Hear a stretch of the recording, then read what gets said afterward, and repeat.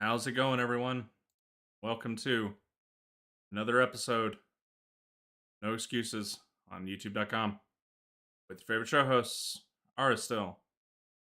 And Volacel, and it's just the two of us again, at least for now, because apparently Fern's fish tank sprung a leak just before the show and made a huge mess, and now he's aggressively trying to clean it up and then rejoin us. But we have no idea how long that will take. Indeed. So, me and Vol are going to go to the point that starts with an H, and we are going to go sit on the waiting meteor, the ditch, and just go run around like idiots. Farm him some light, and not really accomplish much for me. And may or may not join occasional critical engagements in Baja because we had to quickly recombobble everything at the last microsecond because Fern had to run away. So I didn't have time to sit there and find us stuff to do while Fern did the setup because I had to do the setup and then find something to do. So you're getting the lazy option. Yes, indeed. But if you'd like to get involved with the show, you can do so by sending us email at noexcusesvtw@gmail.com, or you can follow us on the Twitter at noexcusesvtw, or you can join us in the Discord server, which you can get to by clicking on the link provided in the show description underneath the archive on YouTube. Yes, indeed. So I'm going to assume that YouTube can take care of itself for the moment, and I will stop the preview so that it's not draining my resources, and we will just continue. Hang on, what you doing, OBS? Stop it. There you go. We thought about doing Eureka, but I don't remember how those flipping quests work. So yeah, that was kind of a wash, and we don't know where Vol is currently on them.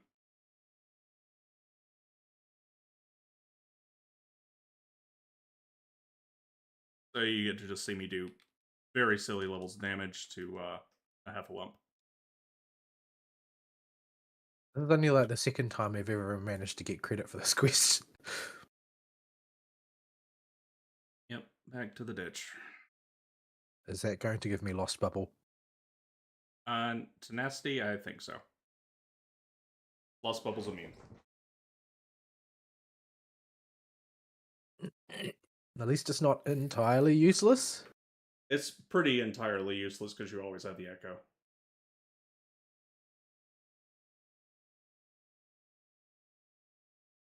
So, what to do to get this week kicked off? I guess we just start with weeks because both of us have had interesting. I don't know if I would go that far. Well, yeah, okay. Both of us have had weeks. Yes, miserable in their own ways. Mm-hmm. So, you want to kick us off and go with what's been terrible about your week? Well, I can try. What I had sort of assumed was going to happen this week is that Fern would talk about his journey through the patch story of Final Fantasy, and we could discuss that, and that would bail me out. Since last week, I didn't really say anything because that was what I did with the precious little gaming time I had available.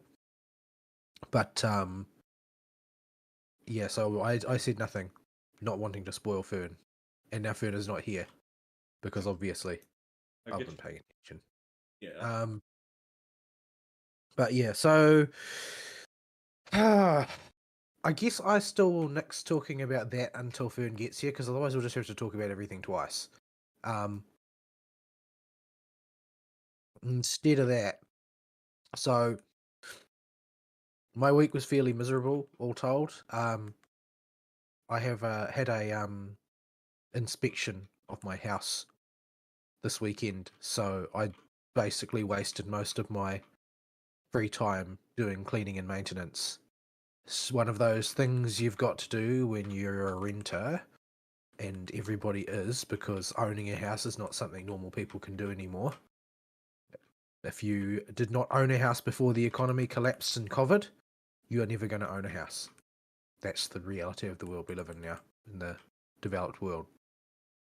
So yeah, everything sucks. So I'm going to be a renter forever unless I strike it rich, I guess, which is not something that normally happens. Um, yeah. So that burned a bunch of time, both right up till today, in fact, because after the inspection was done, like I don't know, I guess that as a general rule, a property manager or a landlord will always find something wrong, and it is in their interest to always find something wrong because it's the only way that you can prove that you're looking. And the objective, of course, of property inspections is not to really look too hard at how clean things are, so much as to get a barometer of how well is your tenant taking care of the place, and that's sort of like the the gross appearance, the general characteristics of the house. Like, does it look tidy or not? And then if it's untidy, then you look a little bit closer, and if it's dirty, then you look a little bit closer, and you find out, you know, what's actually wrong with the place. That's the normal approach. But of course, if you keep the place relatively well, like I do, there's not really much to comment on. So they have to find something. They have to find something because otherwise they're afraid that it will look like they aren't really paying attention in case they miss something important. So they'll always find something and put that on there. And in this case, it was I hadn't cleaned the heat pump filters because nobody cleans their heat pump filters. Um, you should theoretically, you should clean. You should probably vacuum them out every couple of weeks Yeah, and scrub them every 6 months. But do people actually do that? Is that really a thing? here's the thing when it comes to stuff like that. Like, it's kind of like the stuff your dentist tells you should do, or your doctor tells you should do, or some health person tells you should be do. If you did everything everybody thinks you should do on a semi-scheduled basis, you wouldn't even have time to go to work.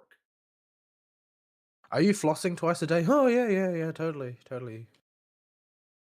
But yeah, Yeah, I so I floss hadn't like done twice that. a week. I don't even do that generally. Like, I'll usually floss for a while until I sort of don't anymore, and then I forget that flossing exists, and then I will eventually remember again, and I will buy more dental floss, and then do it for a while, and then lose the dental floss and stop doing it until I remember again, and then start again. So I usually don't actually maintain the practice for any particular length of time. Yeah, it's But it's just people always come to you with like, oh, you really should be doing X, Y, Z. All yeah, right, so this thing gets interrupted, so we don't actually have to get out of it. I basically had to spend my afternoon up before the show working on that. So yeah, not the best way to spend my free time. So I wasted all my free time during the week on prepping for the uh the inspection, and after that inspection I then continued to waste my free time on the inspection. So I've done sweet bugger all this week, which has been kind of a nuisance. I completed the FGO current events story, which was shorter and simpler than I expected. It seemed like it was going to do something different than it actually did, and it ended up being an incredibly banal and straightforward story, kind of like the patch content in Final Fantasy. Um, but oh well, it was a Liz event, and I'm happy with that because I like Liz. But yeah, I haven't made it's a triple points ladder structure, so there's a ton of grinding to do after the event is over if you want to clear out the rewards, and I kind of want to, but I haven't had time. Even though I've got some pretty hyper efficient comps now, I don't have the CEs to make it faster, so it's going to take a long time. So I'll probably have to set aside some time tomorrow to sort of spam it down. Um, but yeah, the event overall was a bit mediocre. I'm not really their writing has gotten really weak. I think it's fatigue, basically. Like, they've done so many events now. Like, even though I'm talking about sort of a situation 2 years in the past, as it were. It seems like the writing has gotten weaker outside of the main scenarios, which is why there are so many people who have adopted the Aristeel posture of logging on for exclusively the main chapters and maybe the sort of like the major permanent singularities in between. But yeah, like I've said before, it's sort of in a pseudo holding pattern for me now, where I do try and clear the events, but it's just not really that big of a deal if I don't. I'm not that married to the idea of having to clear everything because I've got a surplus of most things now. So yeah, and there's not really anybody that I'm really champing at the bit to roll for. Like coming up, there's not really anybody of note because my comps are so good currently. Like there are going to be more powerful meta options that emerge in the future, but I don't need them because in order to be a superior meta option now in the current environment, you couldn't feasibly you could not feasibly adjust the level of difficulty in the game to require them. Because if you did that, oops, I wasn't paying attention again. If you did that, you would be basically ruling out participation for much of the player base outside of those who just happen to be able to roll on the gacha during that one particular banner. So yeah, generally speaking, further changes to the power level as a whole of the game are pretty much irrelevant. Like you couldn't do it. It would not be a good financial option for them. Doesn't mean they'll never do it. Like they have when they introduced uh Merlin, the result of that was break bars because HP was no longer enough.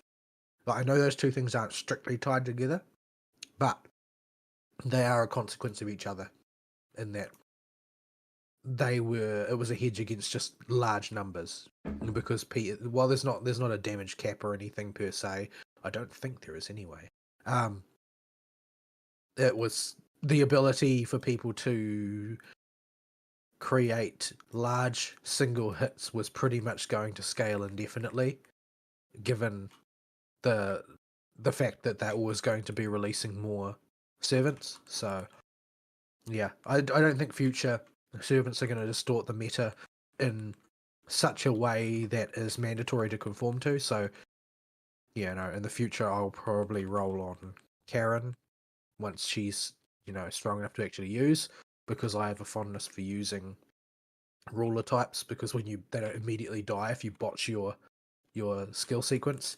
And I might roll on Summer Ibuki simply because she's definitely, whether you like her or not, and lots of people don't like writers' designs because those booba are a bit unnatural. He somehow finds a way to cross the line and make me go, cheerleader costume may not be worth it.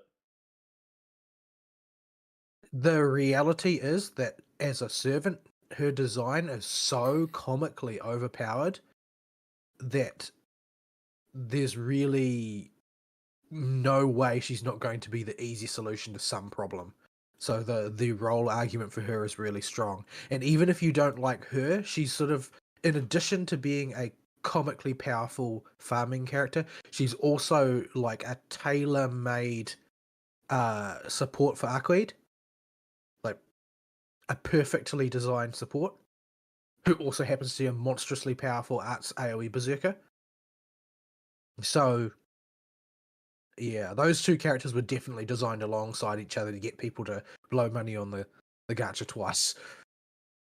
But yes, I might roll on her. I'm not really so interested in rolling on Akrid because I'm not really a huge fan of hers. And while she's definitely powerful, she's not.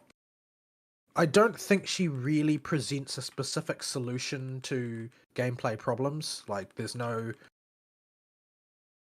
Oh my goodness. There's no thing that she does that is going to be the solution to a puzzle. I don't think. That's not the impression I get anyway.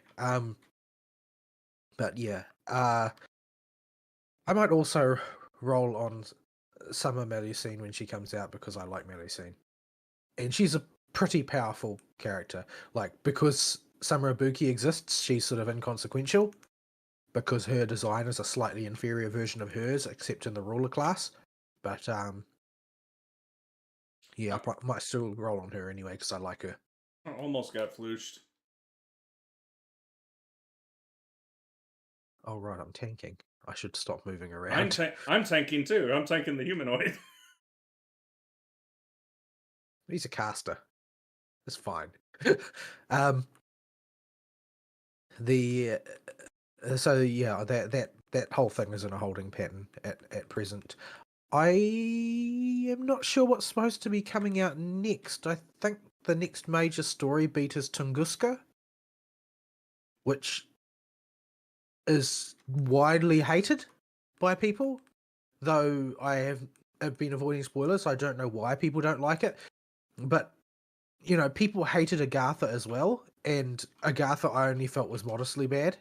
Like, it was still Agartha had perfectly all right. Fergus thrusting his sword deeply into the chest of the island. Yes, it did in fact have that. That is definitely a thing that it had. So I can And forgive all the shortcomings of Ladyland. but yeah, the purpose of Tunguska, I think, is to basically essentially resolve the Koyanskaya storyline. Like, what is she doing? Why is she farting about? Like, what is her purpose in the plot, etc. And since we've had her summonable as a servant for quite some time, it's sort of kind of a bit late in the piece for that. But yeah, I don't know what they're going to do going forward for the year because the major story is already resolved, and while there has been major story beats since, people don't seem as excited about them as they were about the Lost Belts, generally speaking. Like, it doesn't seem to have had the same impact. Good grief, I didn't get a single cast in. I got silver blowing like everything. Does that is the scaling on that Yes, the it's fate just start ridiculously low or something? yeah. The Heffalump and the girl have like no HP if you don't scale it.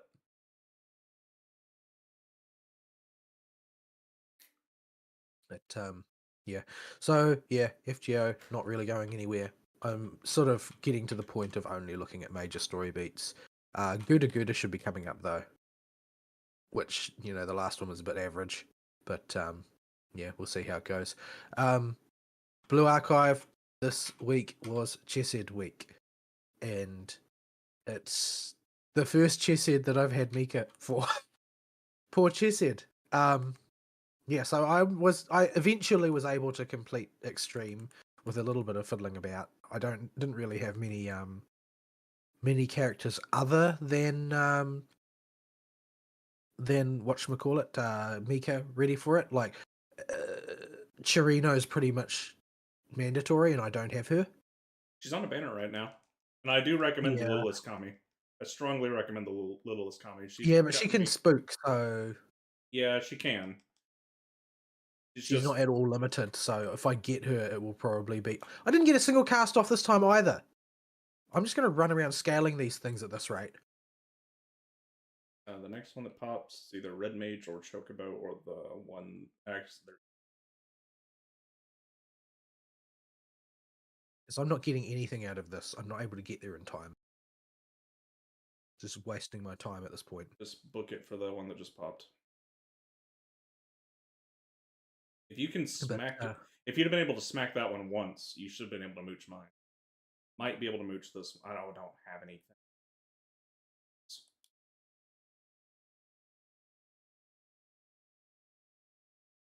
why did freaking tab targeting target all of the furthest ones first?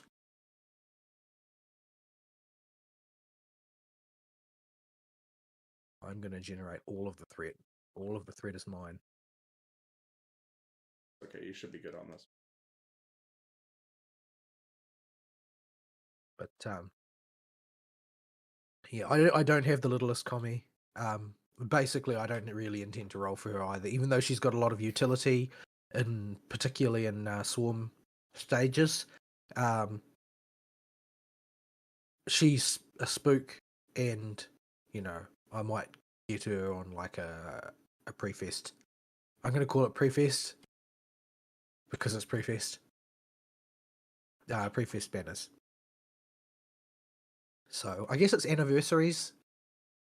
I guess I don't know. Anniversaries and half anniversaries, I think, is when they do their pre-fest. Like the same time as Pinecone, but Pinecone called them pre-fest. Well, they modeled Blue Archive off of Pinecone directly, so. But yeah, that's the most likely time I'd pick up Littlest Commie.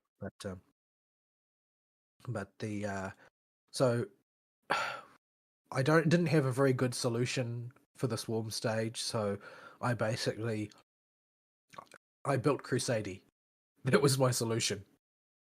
In order to stop getting completely obliterated, I had to increase the number of targets available, and Crusadey was the optimal way of doing that.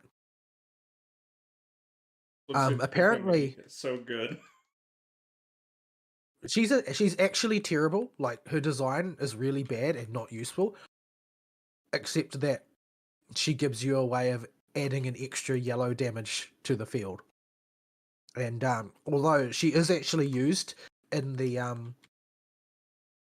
sort of the molding tier of play at the very top, because I think she gives movement speed, and people who are competing on time need to be able to have their characters run as fast as possible. So she sees a lot of use in that context, even if her actual on-field EX skill is too expensive to use in a competitive comp. But yeah. So I built Crusadey and then was able to get through using the twins plus Nonami. And I used, who did I use as the tank? I used Oji-san as the tank. What's her name again? It's just escaping me right now. The OP summer one, except not. Yeah. So I basically adopted the strategy of Hoshino, that was it. I basically adopted the strategy of using a purely AoE focused team in the first wave with no single target damage at all, and basically cleared up the wave stages and built about 80% of a stagger bar on Chesed, and then just retired that team, and then brought in a almost purely buffs plus Mika team in order to deal with Chesed. And so that enabled me to just sort of squeak in extreme. Although I have to restart multiple times, because in the wave stage particularly, it seems that sometimes the characters just decide to move in a weird way, which will cause every enemy to focus fire my DPS and ignore the tank.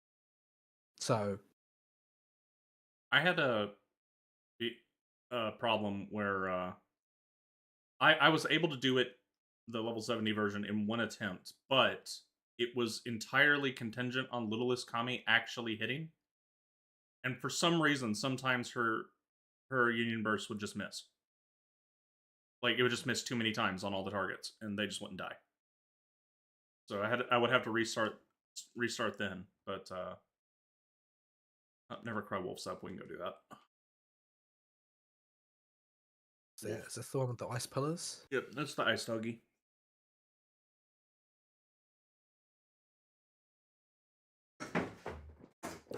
But yeah, I managed to do it in one attempt with Nanomi, Littlest Kami, Mika, and I forget who my tank was. And the super steroid for Mika for the blow up the boss in one stagger.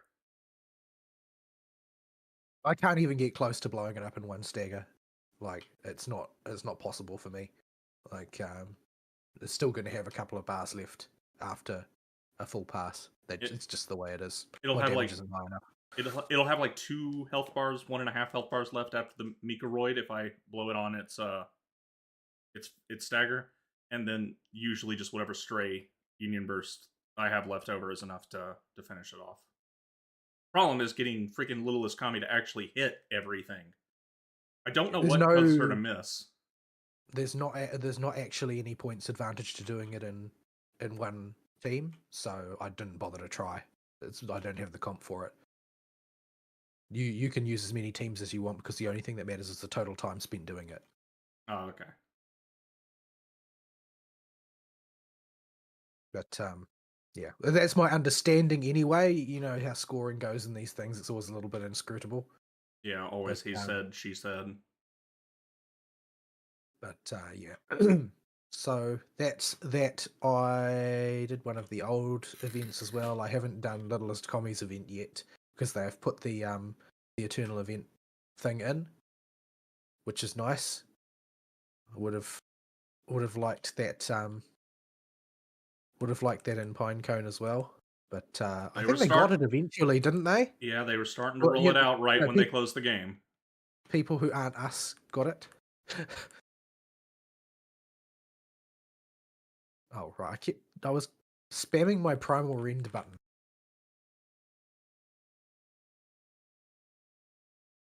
Next one's going to be a point blank.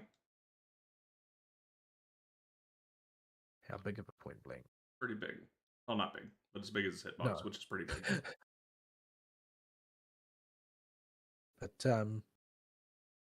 what's he doing now? Ice Ice pillars. pillar.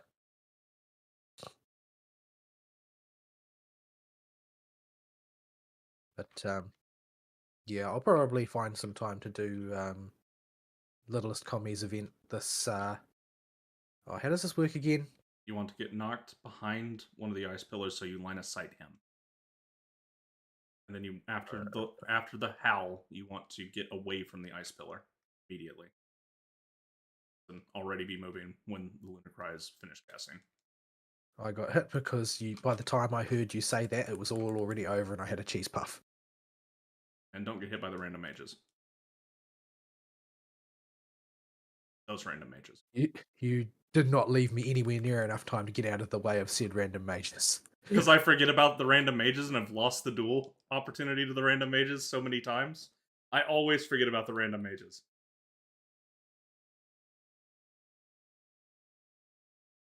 It's just like all of a sudden, random mages. And they only show up once.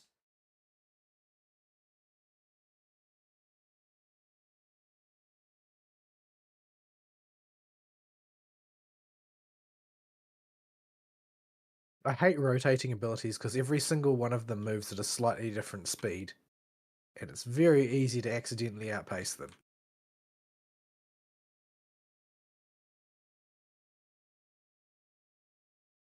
Yep. Oh, that's a point blank.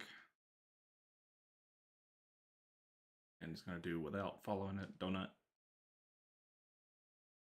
Will he? No, Probably. I don't think he will. Most bosses don't. Most bosses do them together the first time, and then not anymore after that. They always just pick a random one. He did law. I don't want to do that. Zone 2 bait.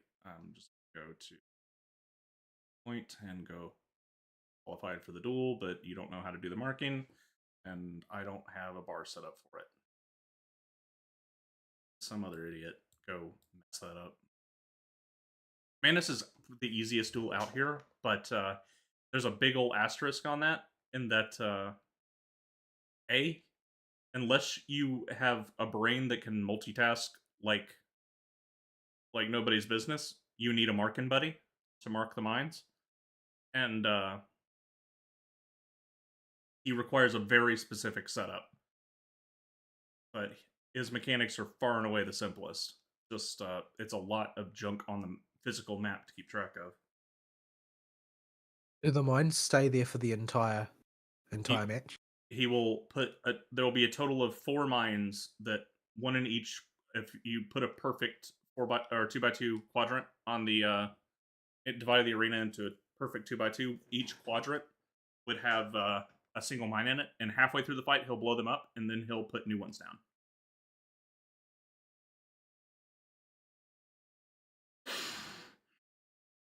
So they will practically be around the entire match, but he will replace them at some point, at the halfway point in the fight. Actually, No, that's okay. I got silver on this one.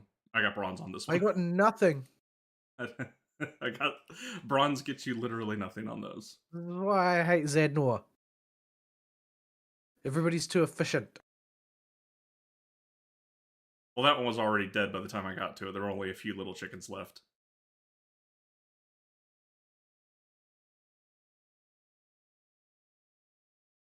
Anyway, I basically didn't get a chance to play any additional video game because I was tied up doing other bullcrap, and I'm tied up doing other bullcrap today as well because today is part of Labour weekend. Now I'm not going to get any additional weekend because, well, no rest for the wicked, and at work everything kept breaking. This week's been a mess. But the result of that is that we've got sort of irregular staffing and irregular amounts of work coming in at the moment. So I'm kind of on standby and could get called away at any moment to turn this into a solo show for Ari, depending on what happens at work, because there is a lot to be done in a certain way. It's not strictly the whole story to say that there's tons of work and only one person to do it. However, to a first approximation, that is what's the case. Oh, Effluent. Who cares? Not like I can get there in time. But this place was so infuriating before I got the movement speed. I just never managed to make it to anything.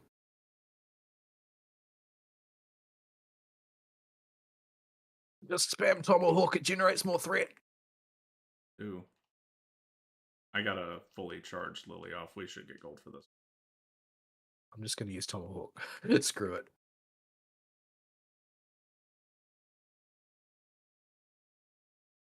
I have aggro on this thing.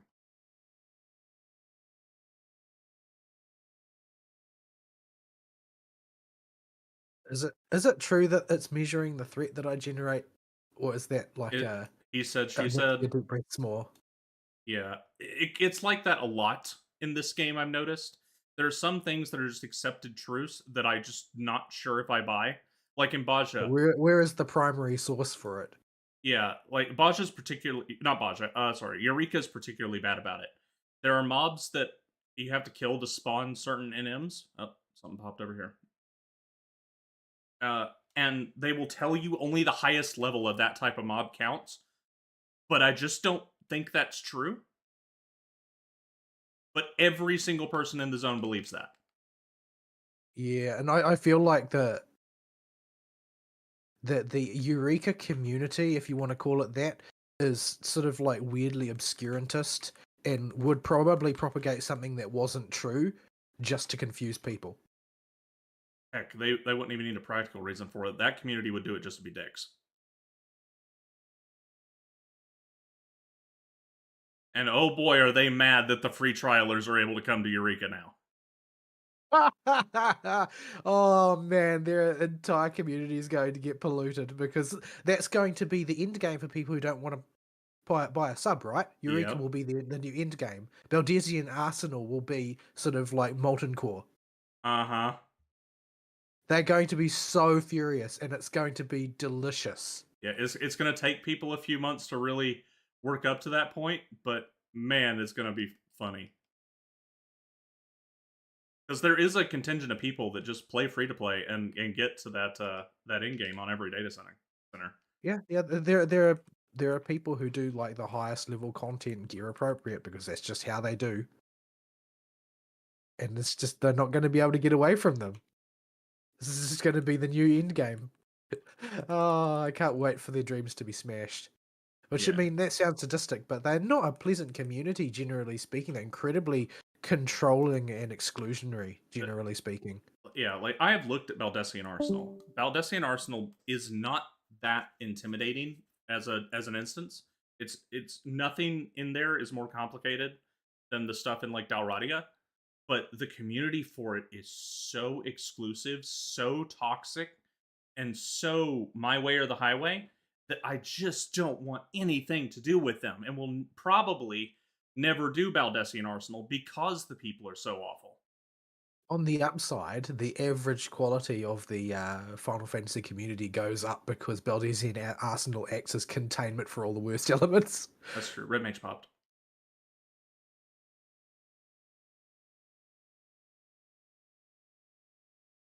But yeah, it is just awful. I'll talk more about Eureka when we get to my week, but man, As you are currently shackled to it.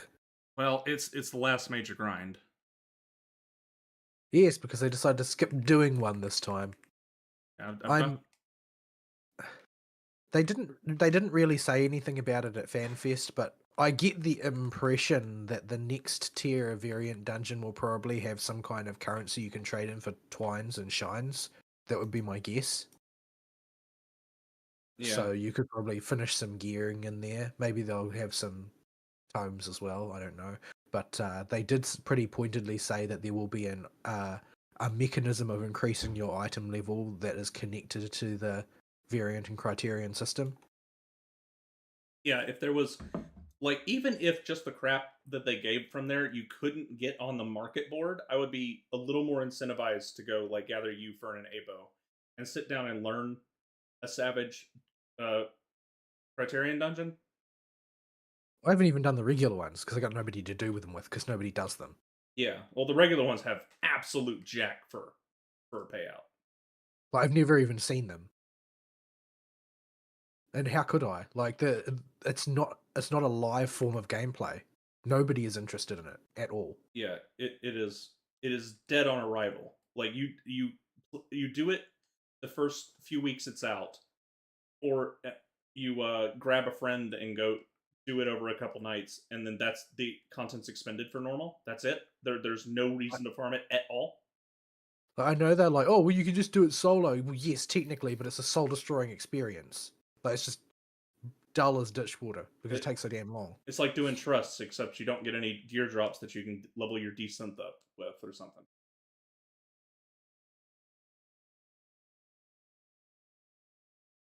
I would rather do trusts, to be honest, Yeah, and not just with the gear. It's just because, well, it's got more sort of nostalgia value and narrative to it, whereas these ones like they're very gamey, yeah, and not really connected to story in the same way.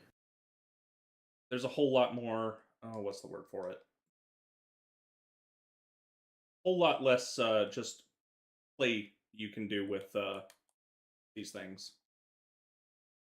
Like, because if you do them solo, yeah, that's great and everything, but you also have to kind of pay attention because you got to take the right abilities and stuff. Sometimes I wonder if Squeenix remember this, but Final Fantasy 14 is an MMO. Yeah, Like you do need to have content to play with other people because that's sort of the point.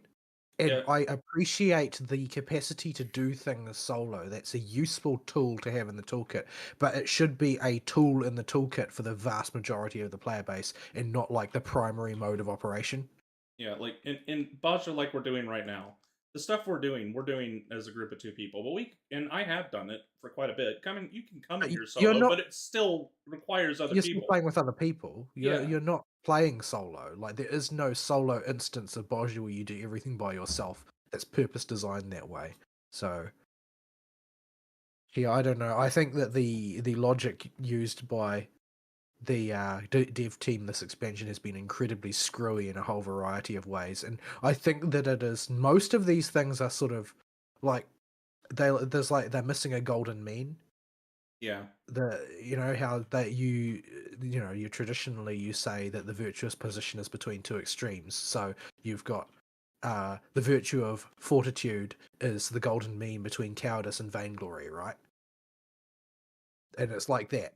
Like it's good to have content that people can do by themselves, and it's good to have content that people need to do with others. But the median is not everything requires 40 people, and the median is not everything should be able to be 110% completed by dumping time into it solo. Like there's not really any reason to occupy it that way. yeah. And you should not be designing vast swaths of content around single play. And single play is about the only live form of gameplay that you can execute in Criterion these days, and you certainly can't do that in Savage. It's like that for Like, most of Endwalker, aside from the raids.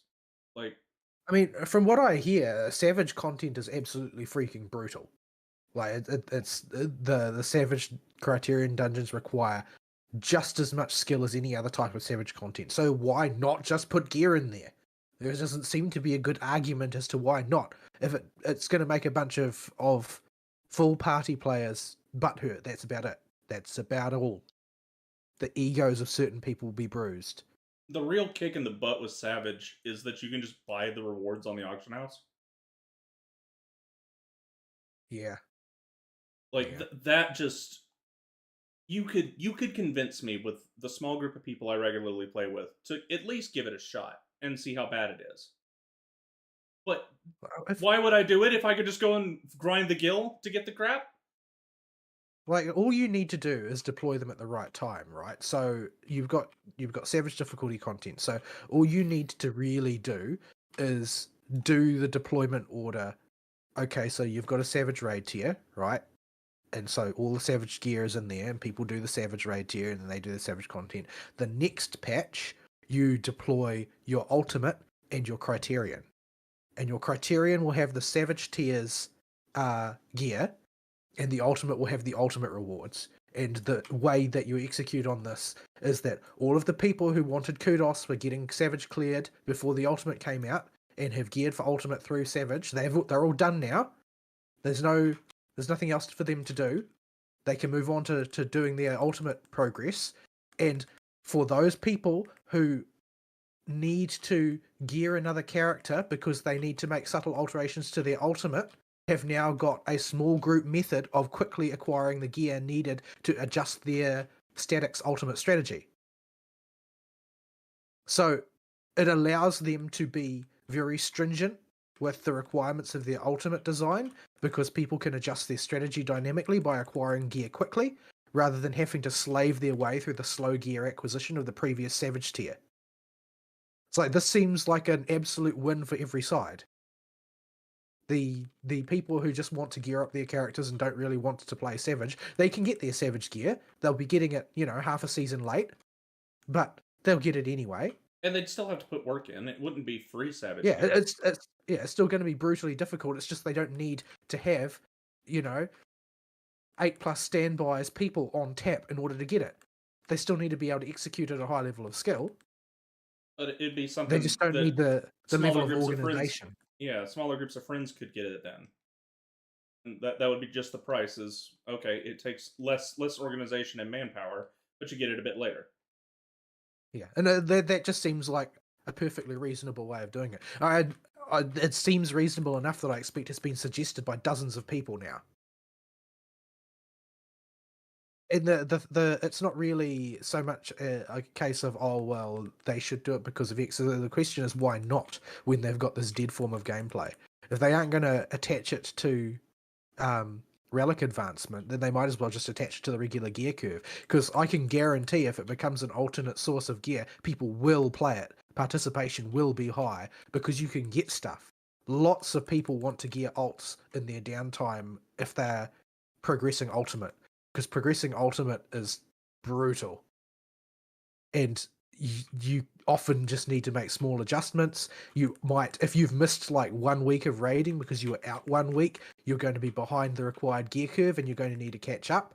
And you're going to have to go through the rough process of getting your group to go to Savage again and clearing until you've got whatever tokens you need or drops you need in order to progress. Like it clears up a big mess because lots of the cutting edge people are really ticked off at the amount of time required to gear up an alt if their group composition changes, because it's very, very slow and your entire progression in ultimate can get kneecapped if somebody leaves your group along with a bunch of gear that you helped them earn.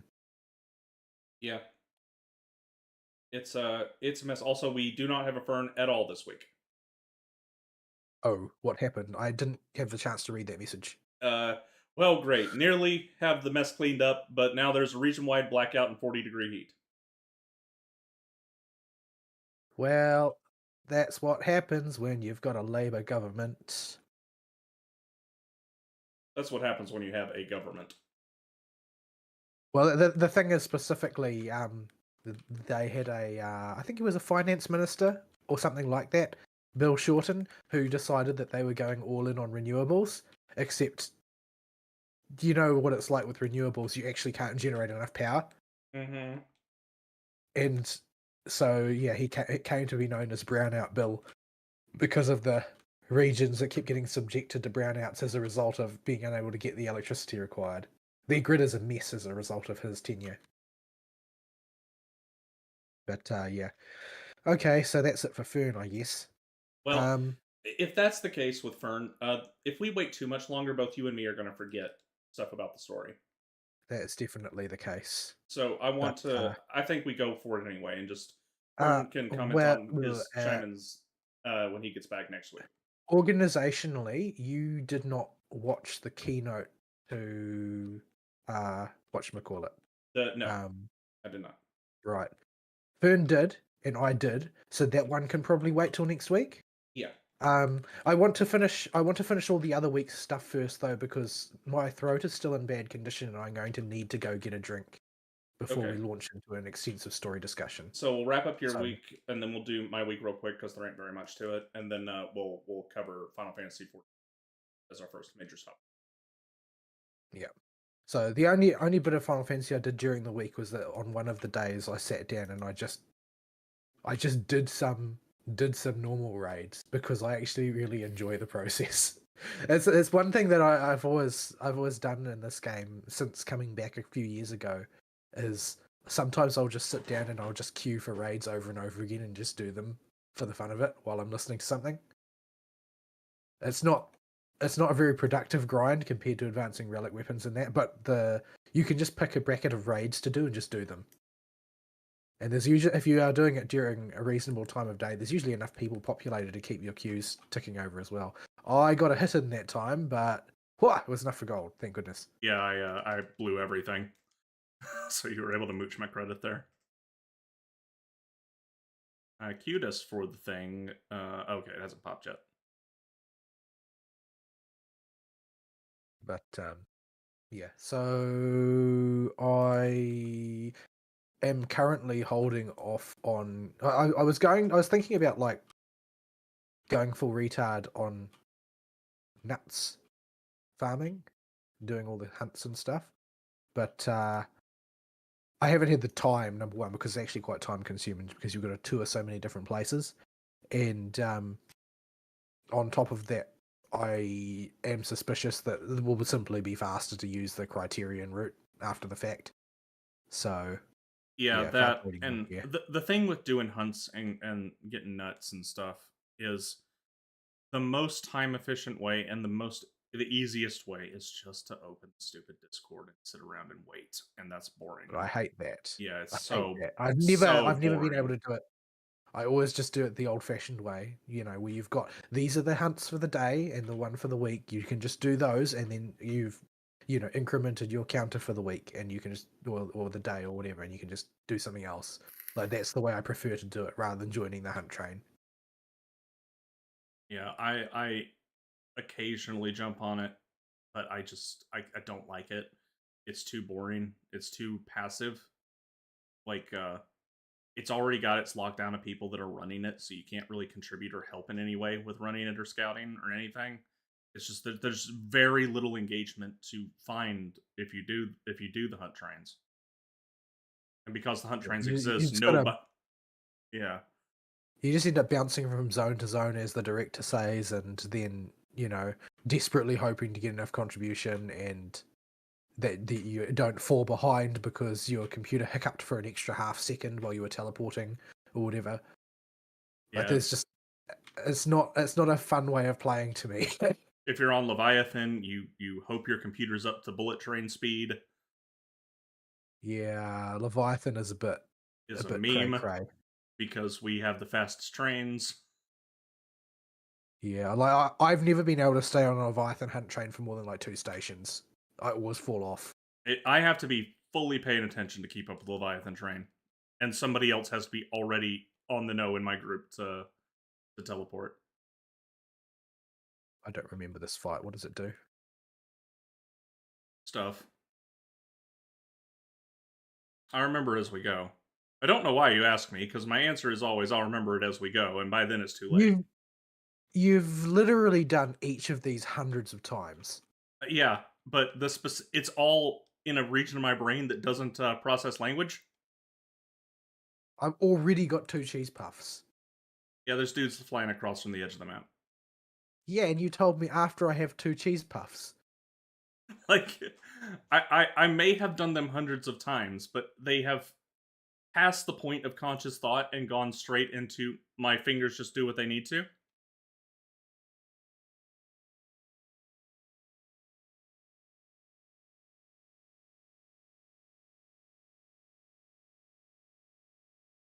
Like I don't think about any of the mechanics in these things on a mechanical level. That they're all in muscle memory. Okay.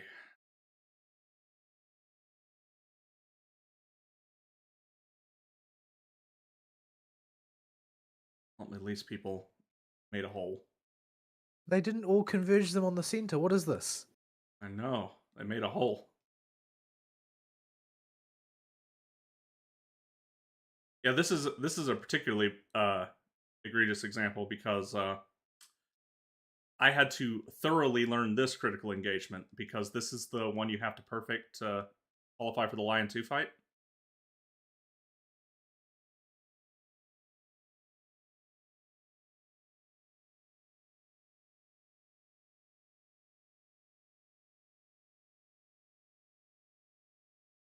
We gotta show our hole We show our hole. to the side of the arena that dudes spawn on in the sequence they spawn in. I didn't see any sequence. They'll spawn, yeah, like that, and they'll go around the whole arena.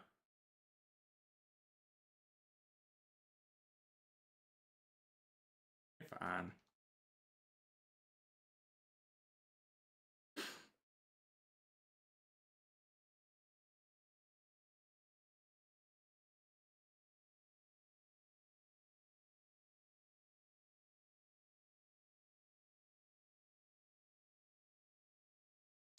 Obviously, not doing Lion 2. The only one I'll do on a whim is Gabriel from Southern Front. I got more bubbles. We are not going to make it to that one in time.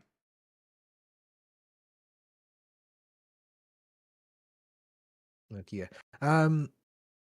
I don't think I've got much else to talk about for my week. I've really been chafing at the fact that I haven't had time to play Fate Samurai Remnant, but I've got, got a lot of irons in the fire right now.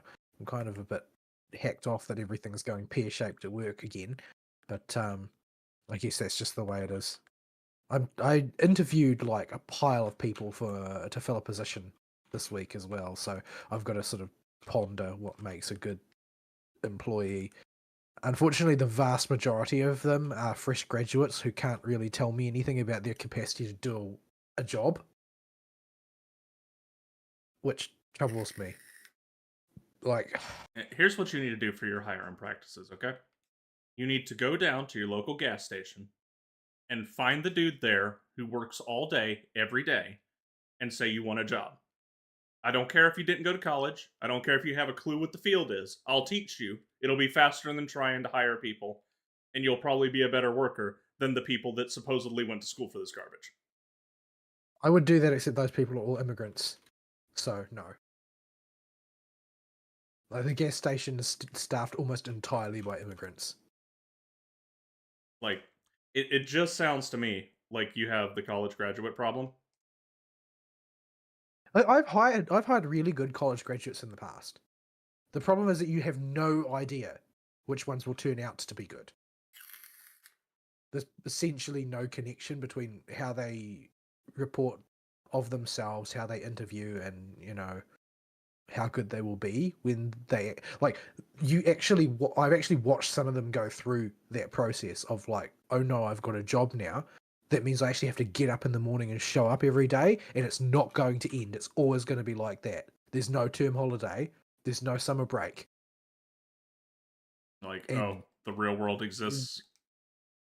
yeah, a lot of people really can't cope because being a student teaches you to be useless mainly. Mm-hmm. How many metal do I need in order to get another turn in? Not too much. It's like 15. I don't remember.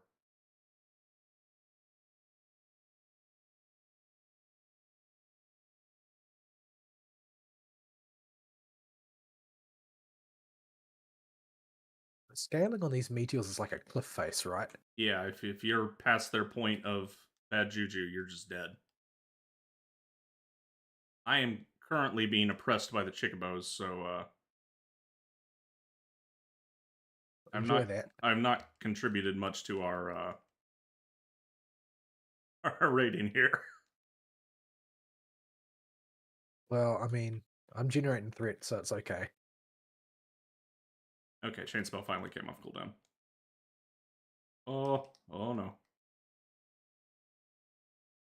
Thankfully, Lily Hill's heals cost no mana, so even when I got my mana cost jacked through the roof, uh,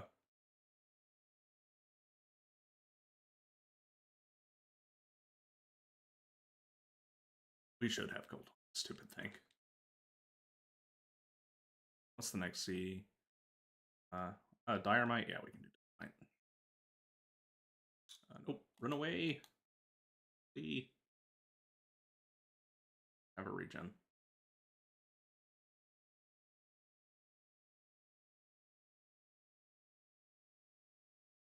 The worst is when you get the chicken right, because the Famfrit, the two fates that lead to the Famfrit fight over there, they are not on the rotation. They're out of sync with it. They can just spawn on a flat timer, and they can be up when the other ones are. And when you get that, people have to run past the stupid golems over here that are rank 5. And if chicken is up at the same time as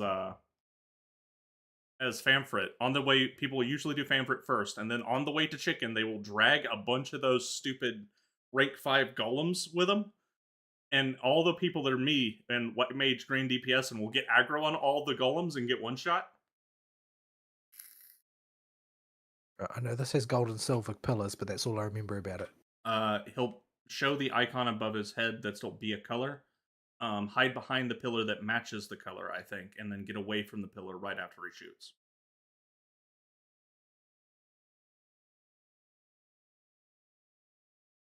And the rest is, Anyway, yeah, just so yeah. Rest of your week with Fate that's it. Samurai Remnant. Okay. Yeah, I haven't gotten to play it, and I'm really mad about that. Like, really mad about that. But yeah, once everything starts to stabilize again, because we've got another person in, then things will balance out. I'm having to spend so much time at the bench during the week that I end up staying late at work basically every day to keep caught up with my administrative and managerial tasks. Yeah, that's just the fate of being the most knowledgeable person in the site, is that everybody needs your attention, and you can only deputize people to do tasks as fast as you can teach them. And if you're teaching them, you're not doing your actual job. Yep. So, yeah. But yeah, it is what it is.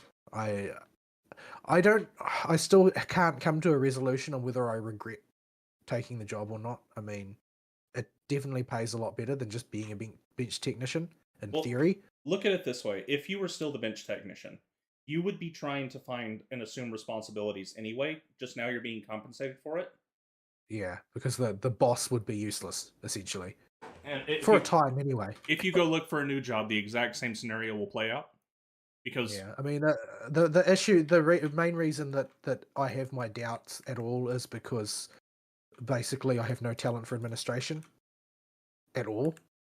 that's what Like makes all of my talents are scientific. yeah. Like I'm reasonably good at science. I'm reasonably good at the liberal arts. I'm absolutely pants at bureaucracy.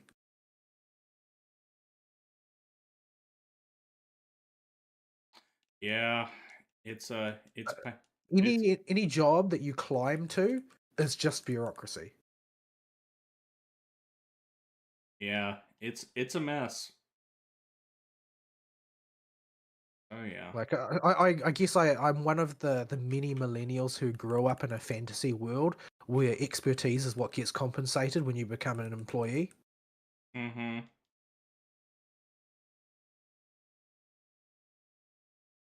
I don't see where's this icon above his head that you say. It's not here yet. There you go. It's just Oh, gonna do it now. Okay, silver. So hide behind a silver pillar, and then as soon as the shot goes off, get away from the pillar.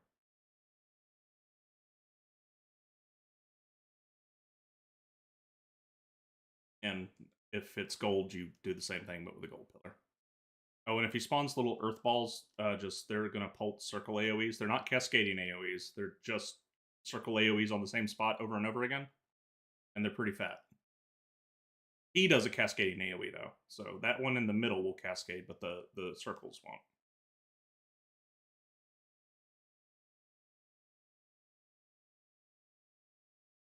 They'll go away eventually.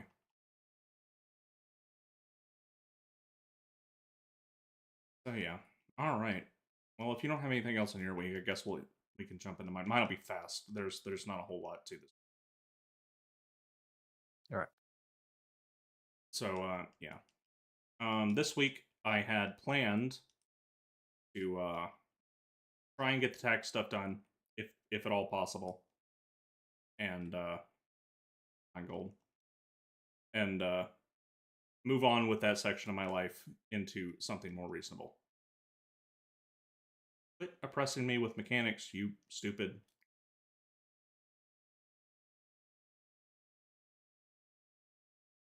Stupid scorpion. But yeah, that plan fell through almost immediately because this week was full of little micro disasters that there was just nothing I could do about. Well, the problem was there was something I could actively do to amend the situation, but there was nothing I could do to. What's looks to die for? Oh, this will be fun. This is the one I think it is. This is the first boss of the level 70 raids. This flying snake. I don't remember that fight at all. I forget most of his mechanics too. Don't worry. In fact, I forget all of his mechanics. But yeah. But yeah. So right away, micro disasters started happening. The most long running one that ran all week was, as seems to be the case way too often, a freaking freight company was a bunch of idiots.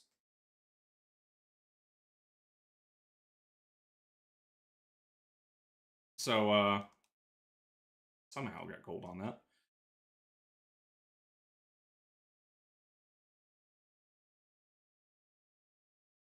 Okay, go to the C.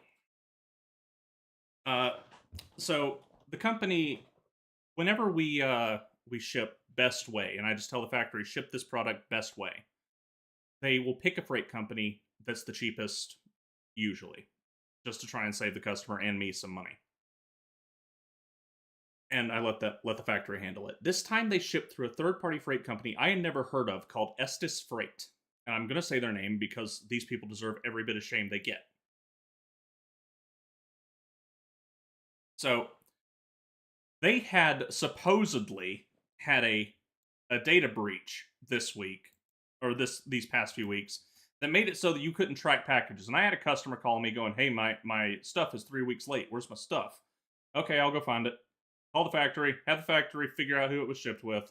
Go try and look it up through their website. Their website's down. Call Estes, help them find the package, and figure out it's at the Atlanta terminal. Okay, it just needs to go to the site. Oh, I'm like, well, go ahead and deliver it then because this is super late. And like, okay, on the package, there's a big old note scribbled on it that says, carrier to call customer 24 hours before delivery to coordinate delivery with job site. They did not do this. They just drove up and they could not deliver the packaging because they didn't do this. And it's a closed job site. They only take deliveries at set times on set days.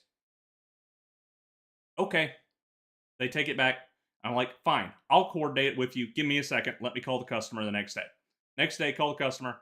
Pick out, like, okay, it needs to show up on Friday between 10 and 12 in the morning. Okay, that's fine. I'll call the freight company and let them know. Let them know. Say, make sure it gets delivered at this time. You have a very small window. Let me know if you have any questions or problems. Friday comes around, customer calls, where's my stuff? Like, what? Okay, let me call the freight company again. Yo, dudes, what the heck happened? Think these are donuts? No, the point blanks. In fact, got it backwards. You tricked me. I didn't have a cheese puff, and I wasn't going to get one. I'm gonna die. When they blow I up, have they're 3 cheese donuts. puffs. Oh, he's gonna hit behind him.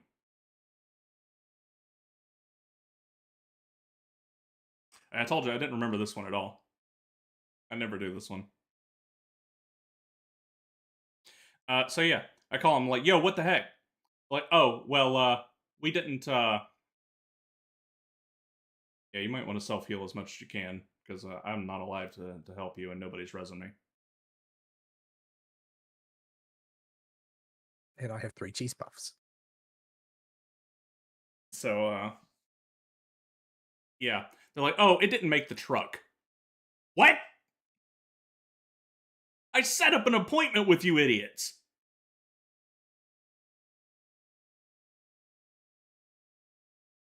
So I was not happy.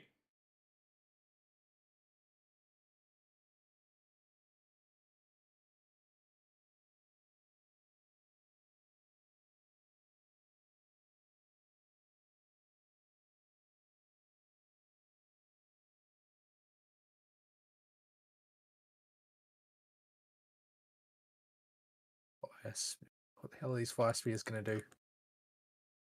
I think there's 2 point blanks. Yeah. 2 point blanks in the order they get big.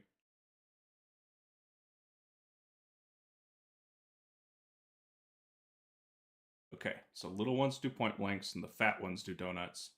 And I think he doesn't infatten all of them this time, and there's exaflares. Or he mixes it up with the exaflare. Yeah, that sounds right. Oh, and twisting wins, so you can't be in front of him or behind him.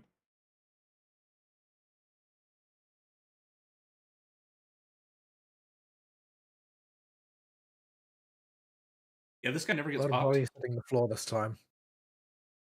Yeah, this guy never gets popped for some reason. I don't think I've seen this before, or I might have seen it once. Yeah, he just doesn't get popped very much, so you don't get to see him and do him very much. I mean, he's not special. He's just the first boss of the whatchamacallit raid series, but yeah, people just don't pop him.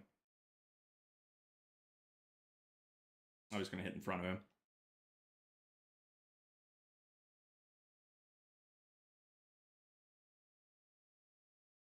What?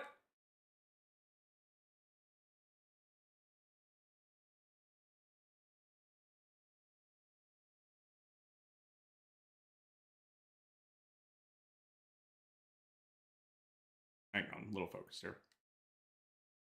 Did you get cheese puffed again? I did get cheese puff once.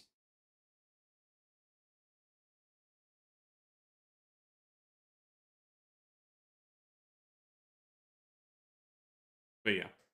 So yeah, that was a disaster. And because of that and many other small issues with other jobs, I did not get anywhere near the work I wanted done. My taxes. Yep, so that's going to continue at least for another week, maybe into the next week, because a bunch of those problems are carrying over into this week. And never ever use Estes Freight if you're in the US. So that's the work side of my week done. Blue Archive, I played most days this week. The one day I put any time into it was just for funsies, trying to seriously figure out how I could do chess set in one go. And I just wanted to figure it out because I had Littlest Kami, so why not? if you've got Littlest Kami, it's a she's the obvious intuitive solution to figuring that puzzle out. And I just wanted to do it because I like figuring little stuff like that out. But other than that, I didn't really go ham in anything in Blue Archive. I just dumped my stamina when I remembered I had my stamina maxed out, and plugging along in that game. In Final Fantasy, because of the way work's been going, I have not been able to do anything that is taxing at all or requires any focus. So my project this week, I only have one relic grind that I've just completely neglected because it's Eureka.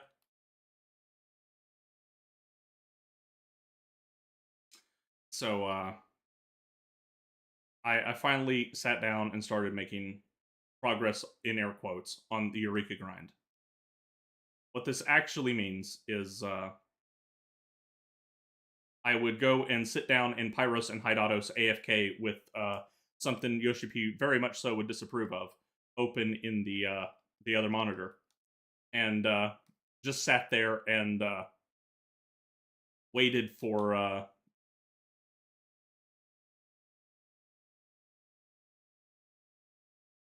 oh, people are bringing the stupid golems, aren't they? Let's just kill the golem and be done with it. There's enough people here to actually kill the golem. What do they drop anyway? Some type of fragment they can drop. Yeah, compassion. How much do compassions go for? 3k each.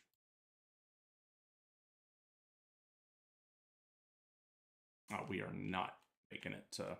I'll register us for Shadow, but we are definitely not making it to Effalump. Everybody was away from it, so that thing is scaled to the bottom. Effalump is going to die before we even look at it. Is this the orb shooting one? That has a different speed moving orbs? Yeah, that's the CE. So yeah, I would there. How do I do the Eureka talk without rehashing what I've gone over already? In Eureka, there is a mechanic called the Magicite mechanic that will make your life infinitely easier if you oh, they managed. Somebody must have scaled it because this thing ain't dying immediately. That will make your life infinitely easier if you abuse it. Now, the Magicite mechanic works like this. As you progress through the zones, you will steadily unlock Magicite that you can slot into an element. And it's generally considered good practice to slot all your Magicite so that they are in a straight line, all focused on one element for offense. You can unlock 2 additional Magicite that you can't continue to slot to 7 in the same element, but you can put those 2 in what will be the defensive element for whatever you're fighting. So you'll take less damage overall. Yeah, we need to just join the CE because we're going to run out of time on the CE join timer. We've got gold on that thing.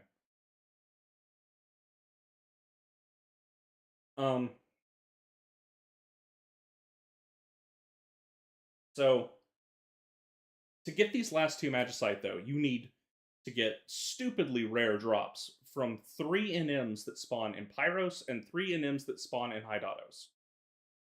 So what I was doing is using a tracker to just keep open on the other monitor that'll go bing whenever one pops.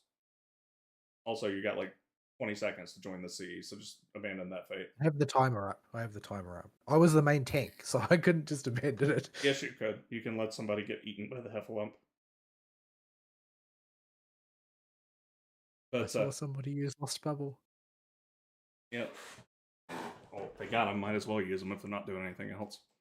So yeah, I have just kept those up and been trying to kill these stupid Magicite dropping enemies to get some Magicite, because if I can get the 2 levels in defense from those 2 extra Magicite, what I can do is I can, for the Pagos grind, the second zone, which is the worst of the grinds by not even close, for every single weapon you do, because there's no way to speed it up, and you just have to kill crap and spawn NMs. It allows you to solo spawn them, and use the echo, so you don't have to interact with the Eureka community during low population times, which I'm all for. Oh boy, I'm all for that. You have no idea how much I really, really don't like the Eureka community. Although I say community, uh, cesspool of degenerate human beings is closer. Although human, calling them human is a stretch. All right, where's the slow one? This is the slow one.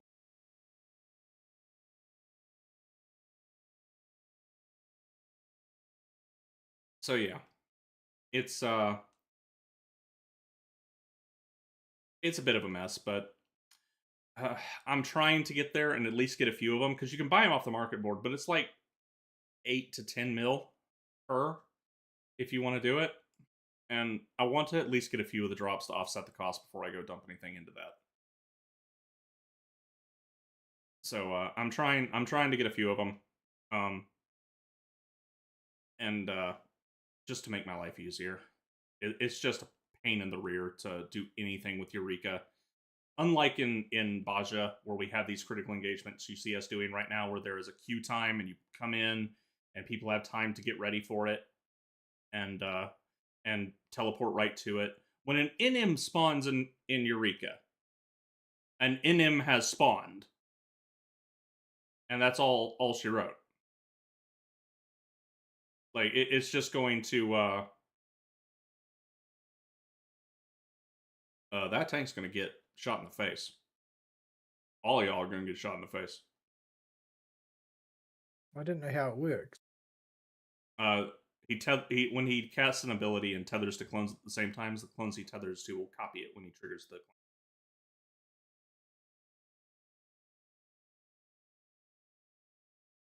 Yeah, the tank led y'all the wrong direction. Is what happened. I wasn't following the tank. I didn't know what was going on. Anyway. So when an NM spawns in Eureka, it's ready to go as soon as it appears and has no invulnerability phase, no timer on it. You don't queue for it. You have to waddle your little butt over to wherever the NM is, and you've got to be ready and able to contribute enough to get a max rating on it immediately. Now, there are tons of ways they could have alleviated this problem. One of them is the fairly elegant solution I think they've come up with for Baja, where you have the critical engagement queues. The other would just be, put an invulnerability timer on the stupid NM when it spawns for like a minute and a half. Just to give people time to return if they're super far away or make it to an Aetheryte and get their butts up there.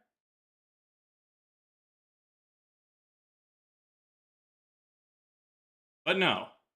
Eureka is just, it's as soon as it spawns, it's ready to go, and people just murder the heck out of it.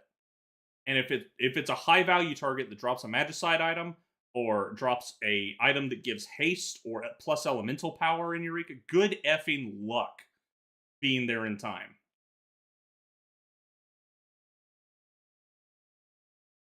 Good to see the NPCs kept our progress on this fate while we were gone.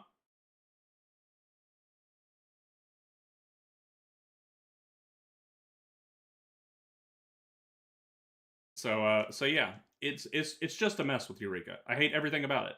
And because of the way it's set up, it has bred the most obnoxious and toxic community you could possibly imagine for a zone in an MMO. It just it leads to this exclusive elitist, and I mean this in the worst possible way when I say elitist. Like people that just only want their group to be able to succeed and do not care about anybody else and want everybody else to be excluded from this piece of content developed in a cooperative video game for the entire player base. They have laid claim to it, and you're not allowed to participate. That type of person. And if you're not in the club, then woe be unto you. Show up to a Baldessian Arsenal raid as a rando small party that queued when it's pre-made night, and they will go out of their way to make your life a living hell. Yeah, they're all ban evasion experts as well. Yeah. Like they know exactly how far they can push it because basically harassing people is the game for them.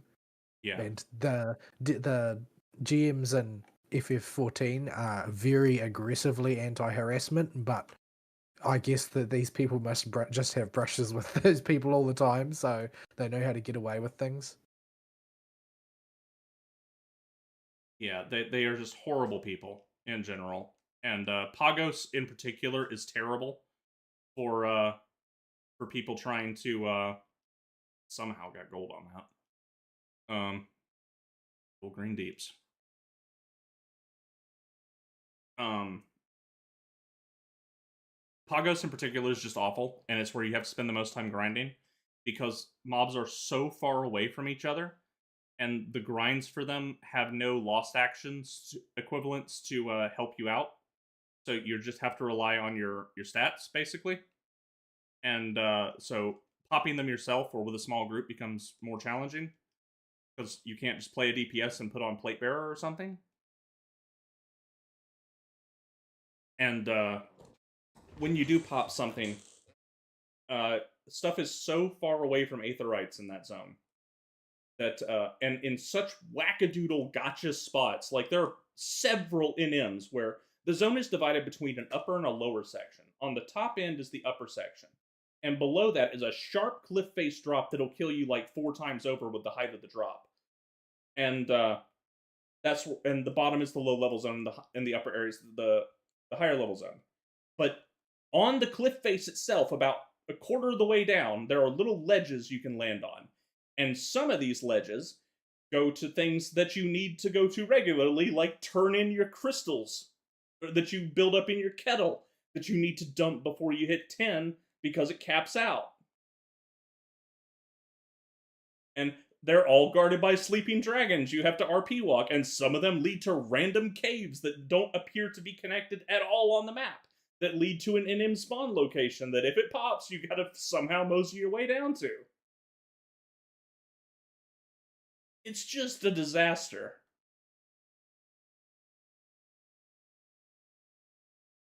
When we finally stick our nose in there, you'll understand more. Maybe there's people who just really like obtuse stuff like that. Yeah, Pagos is like Pyros ain't great, but Pyros most of the problems in Pyros you can eventually outlevel because once you outlevel it, the problem areas won't have mobs that aggro onto you. If you think about it in terms of like release chronology, is there like, can you sort of see the experiments taking place and the approaches being discarded as they go along? Oh yeah, you can definitely see they cobbled together Animos and they barely had enough time to get out what they got because it's very bare bones. And then you can see them trying more interesting stuff with Pagos, but the interesting stuff they tried was obtuse and retarded, and just makes it incredibly obnoxious with there no helping the grind whatsoever. Somebody else can go die to the chicken.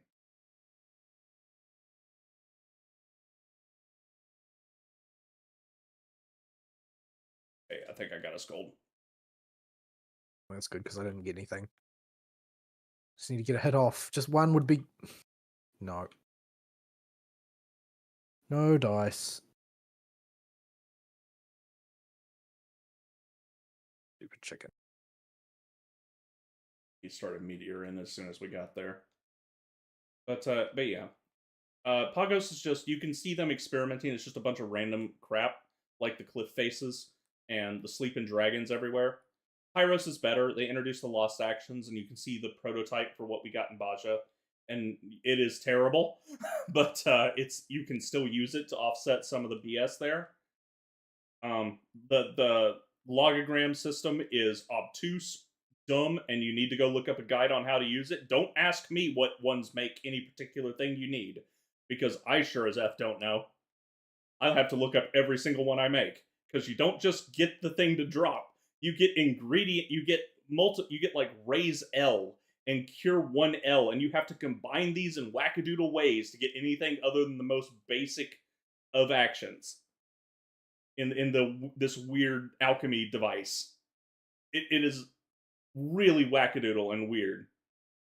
And you only have a certain number of holster slots. And every time you leave the dungeon, it's not like here, where if I have leftover chain spells sitting in my inventory after we finish our romp through through the zone. If I leave with any leftover anything in there, it's gone.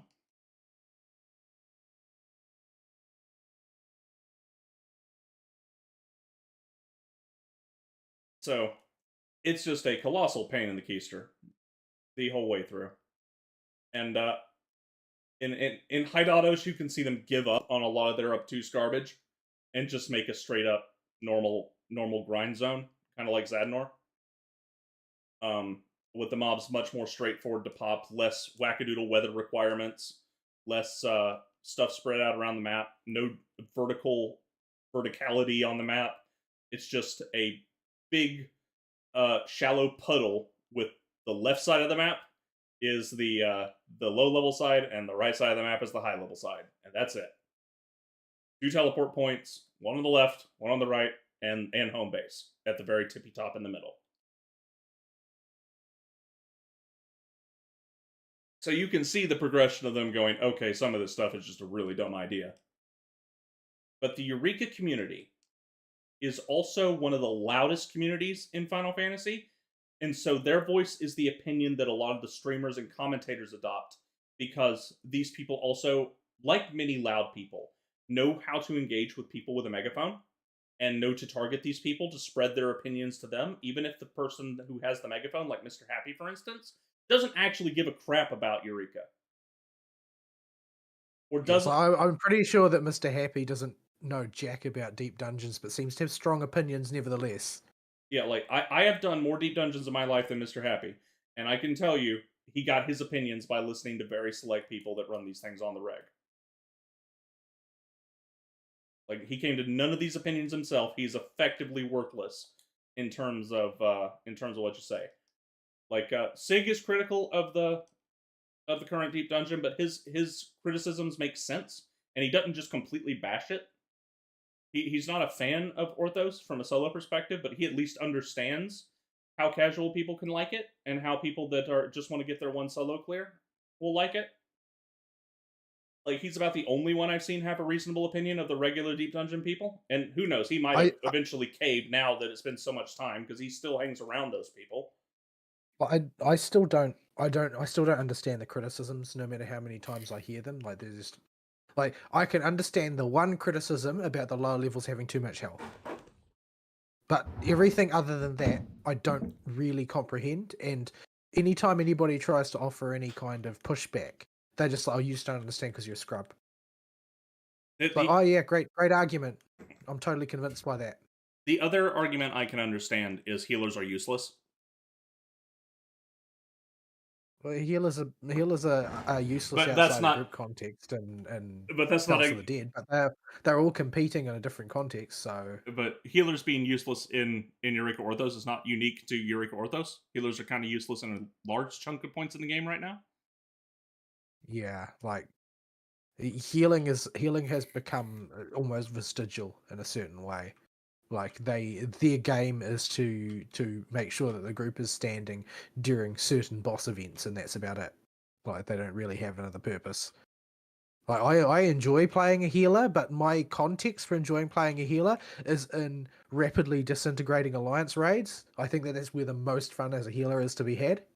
Yeah, I had some fun in Shadowbringers back when I was still kind of figuring the game out, when Astra was actually fun to play, and stuff like that. But as soon as Endwalker came out and every single tank got the ability to keep itself alive without a healer, I stopped playing it. Like the Shadowbringers alliance raid and playing a healer there is the most fun that you can have as a healer, in my opinion, because nobody knows what they're doing. Everybody is clowning everything up. The half of the raid is dead at any given point in time, especially if you're doing Paradigm's Reach. And especially if those people watched Maiji's video on Hansel and Gretel and she tells you what to do backwards. Not Maiji's video. What's her name? Miztek's video. Miztek. Yeah, Meiji would probably get it right if she did a guide on it. If you can tell through her speech impediment. That girl does like to lick her teeth when she talks.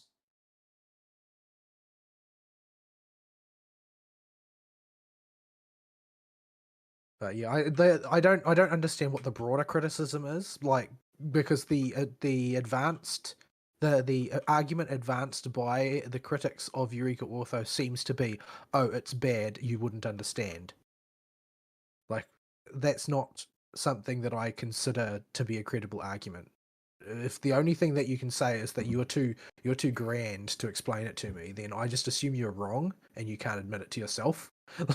Because there are definitely critiques to make of Eureka Orthos, but those critiques are not they're not critiques to be made like they don't exist in a vacuum. They only exist if you already have a preconceived idea of what you wanted it to be and it wasn't the thing that you wanted, therefore you don't like it. Though that's not they aren't really mostly critiques about the way Eureka Orthos is put together, because Eureka Orthos, its advantage in my opinion is that it is very systematic. Yeah. Everything in it is very systematic. If you understand what to do, you can do it correctly. And there's still, like, I don't really grasp how the people who are fans of the other Deep Dungeons, they seem to feel that it's more granular and less binary, the outcome of any given scenario, but it's still drowning in RNG. Both of them are. Yeah. The thing I think they don't want to admit to themselves is they just don't like the fact that people that sit down and learn the full mechanics and how to execute with Eureka Orthos, if they do everything correctly, are going to get their clear, and they will be able to Yeah, repeat this feat multiple times yeah, because the RNG is lessened. they're going to get the same outcome as somebody who has, quote, paid their dues of getting bullshit RNG on floor 98 several times in a row. Yeah, it's just there's a less of an RNG factor in Eureka Orthos, and that your chance of getting screwed on the later floor sets is just lower. And if you know how to do the mechanics, you will get the clear. I mean, it's still possible to get screwed, uh, but it's Yeah, we've been there. We've seen it. yeah, but it Where there's the exit is several rooms away and every room is a treasure room. It happens. but at the same time, we've managed to get you two or three full clears in there with I've got two clear. yeah, We died very late in the piece on the third one. yeah, with just us just doing it because I knew all the mechanics already and sat there and memorized it.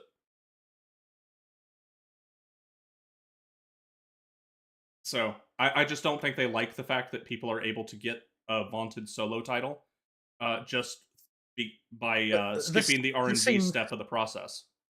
this seems like the same sour grapes that people had like in World of Warcraft, though, Uh, when it suddenly became like raiding suddenly stopped being the game of like two guilds per server, one on Alliance side and one on Horde side, and started being something that people would generally aim for because Blizzard had decided it was the primary end game.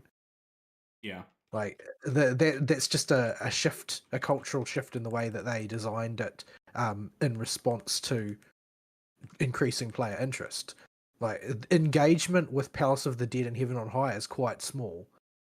That's a problem from a design perspective because it means that other people have found that wanting, and you want to try something else in order to advance the uh, the art of doing that particular type of gameplay. I mean, there's a certain contingent that had deluded themselves into thinking it was going to turn into a fully blown roguelike. yeah, There's not the development time in the world for that. It would be interesting. It would be interesting to see that come to fruition, but it would be like an entire dev team's work to balance so that you didn't have a bajillion different screwed runs just because the rooms didn't turn out the way they were supposed to.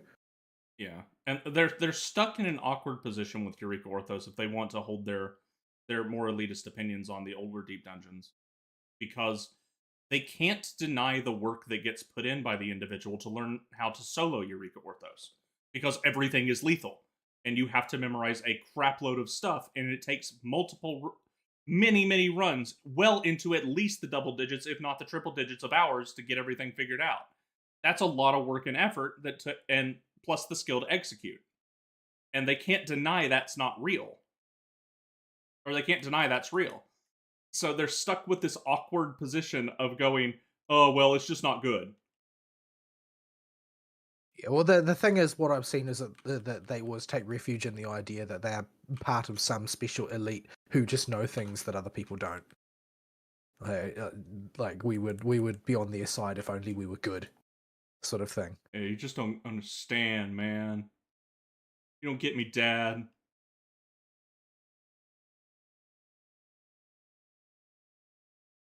Yeah, it's that opinion. So yeah, I have not done anything productive in Final Fantasy at all. All my efforts of farming Well, those magicite items have got me nothing so far. I made no progress in any of my grinds, and I've been just too busy at work all week. we're on the downslope anyway. Like for the next 6 months, nothing is going to really happen in Final Fantasy. It's going to be pretty slow. The Maybe if they do a real magnum opus with the next Criterion dungeon, it will provide some things to do. But I'm not expecting much to happen. I think most people are going to go on holiday at this point, and they're just If going I to wouldn't lose my wait house, I things would out. consider unsubbing. I'm not that concerned about unsubbing. Like I've been subbed for a very long time, whether I was playing or not. It's just sort of a habit for me at this point. Um, but it's definitely we're going to go into content drought mode, and the community is going to become unbelievably toxic, as it always does when the water becomes brackish. But yeah, that's just the way of things. This is an MMO. We've been through this. We've done this dance before. Just I throw, know how it goes. just throw a thing at the big chickabow. I don't want to die. That's the problem. I know. I took an incredibly risky Seraph Strike to get us credit.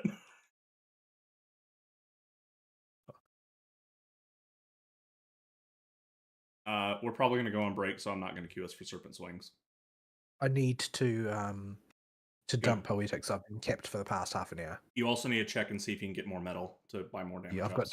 I've got 25 million at the moment. So I think that's enough for maybe a dump or two. I forget if it's 10, 15, or what, but yeah, we'll I think it's probably more like 20. or 20. But Yeah, just hit return and we'll go back to base. I'll kill the sound, throw up the robot on break screen, and we will go to a break. So this will be a bit of a longer break because we're going to get into a bit of a meatier topic when we get back, probably. So we'll be back in about 7 to 10 minutes. So here's no music because I'm running the rig and I don't have that set up and had no time to set it up.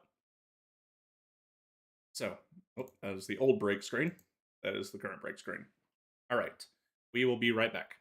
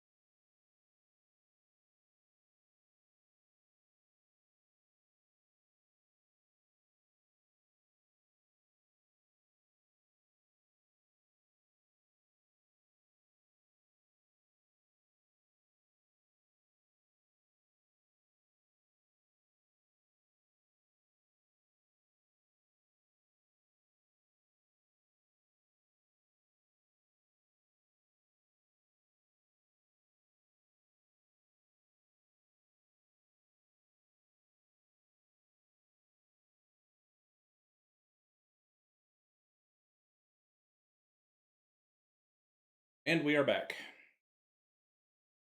I apologize if the sound quality goes down slightly because I am leaning quite far back in the chair now because my back is killing me.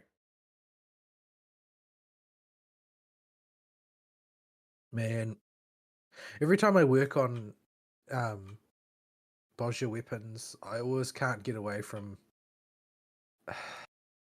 thought of time worn artifacts. Yeah, I mean, the only. Every part of it is a slight annoyance, except for the major roadblock that is you have to wait that stupid 10-minute queue every single time. Like, if I could get a party together in Party Finder, that's annoying, but that's manageable. Having to do that, like going to the thing and setting up your actions appropriately and learning how to do it, multiple times and it only being one piece of content. That's annoying, but it's manageable. Not the worst type of grind out there. Oh, Gabriel spawned. Not Gabriel. Well, yeah, Gabriel, but you can get some rare field notes from this one. You're lucky.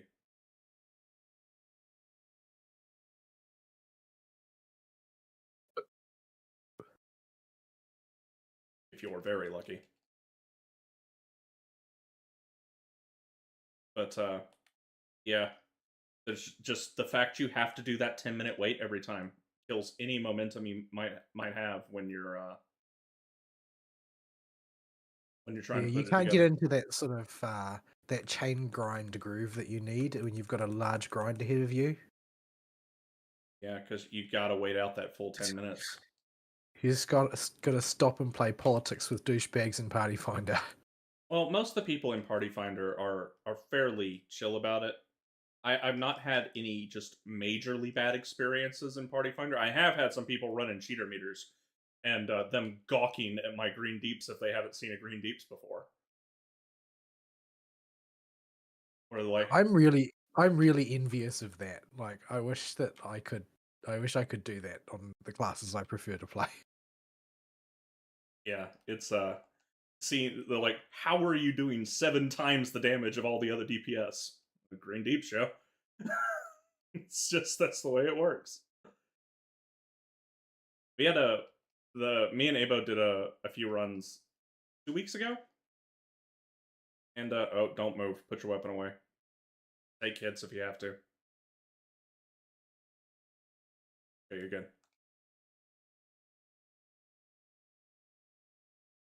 Yeah, you don't want to trigger the extreme caution. That will chunk like 90% of your HP.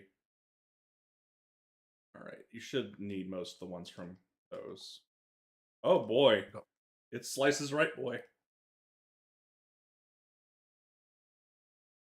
Huh? What? Hashmel's critical engagement. Oh. Bog. Oh, speaking of, I have any lodestones because I forgot to grab an Aether Weaver. I wondered why I wasn't doing any damage. Oh. I knew I forgot something I was going to do when I was outside, which was buy skirmishers. I mean, not skirmishers, Bloodsuckers. bloodsuckers. I still have one. I used my last one.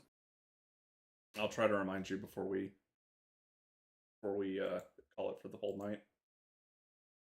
I need a rechain spell as well. I need to restock on those. Oh, I don't need to restock on chain spells in general. I have 145 of them stocked up. But yeah. So.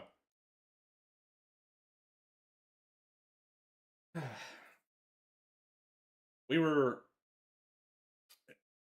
been putting it off for a few weeks, but we've been wanting to talk about the general not post patch, but like the patch story of Endwalker now that it's run its course and the main storyline's done.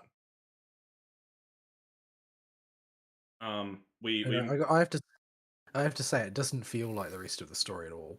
yeah, it feels like a side story appended as patch content more than a Like, continuation. what it felt like to me, and this I've used this analogy before, but I think that it is the thing that is the most similar to it. Is it feels to me like a film from a long running shonen anime. Yeah, I don't think It's got a that's. very simple story. There will be a random new main character that is introduced to the party of people to whom we're familiar. They will have a very straightforward challenge. They will have to learn to trust the main guys, and they will come to some personal realization, and you'll fight a big bad who's there for apparently no real reason. And then when all is said and done, nothing will have changed for anybody really. Yeah, this story with the patch content. So there's no dancing around it anymore. By this point, you've played it or you haven't. You've had 3 weeks to log on and go through the patch content. So I think we just spoiled the heck out of it, and just because there's a lot to say about this whole mess. So the patch content initially started leading up with some fairly interesting stuff as a continuation of where to go. It started talking about going to the 13th and going and showing up there, and you do that, and figuring out what's going on, and finding out how to do adventures there, and solving problems that various characters have because of events that have happened in and around the 13th, and all that's fairly interesting setup. And then you finally go there and you meet Zero. And your reaction to this is going to decide whether you actually like this patch content or not. Because Zero is an edgy little girl. I can't see the clone. Okay, we need to be on the side the pillars are on. I don't know what you mean. The pillars aren't on a side. The side of the clone. You need to be not on the side that has the glowy hand. No idea what you're talking about. The clone that's spawning outside on the edge of the arena that's coming to cut down the pillars.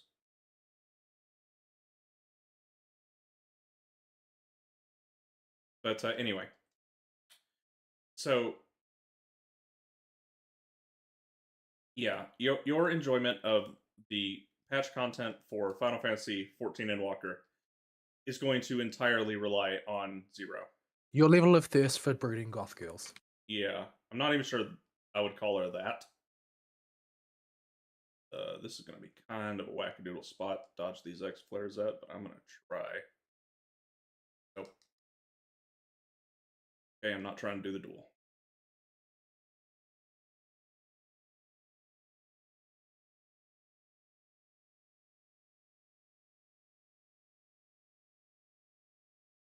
It's a lot of dead people.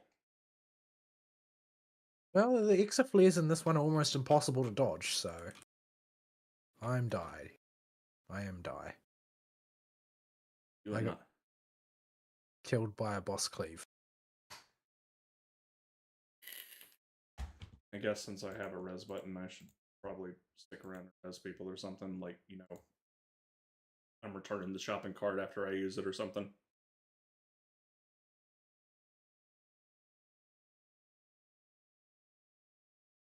Okay, let's go to Zone 2 and do some fates there. There's a bridge we can wait on for the fates there, because one of the fates in particular there is a giant pain in the butt, but all the other ones are fairly easy, spread out. I can do this one on the way through. Yep. Because I still need Zone 1 as well. But not as many as I need Zone 2, that's all. Yeah. Zone 2 I found was the worst of the ones to grind, so while you got me here for showtime, probably best to knock as much Zone 2 out as possible.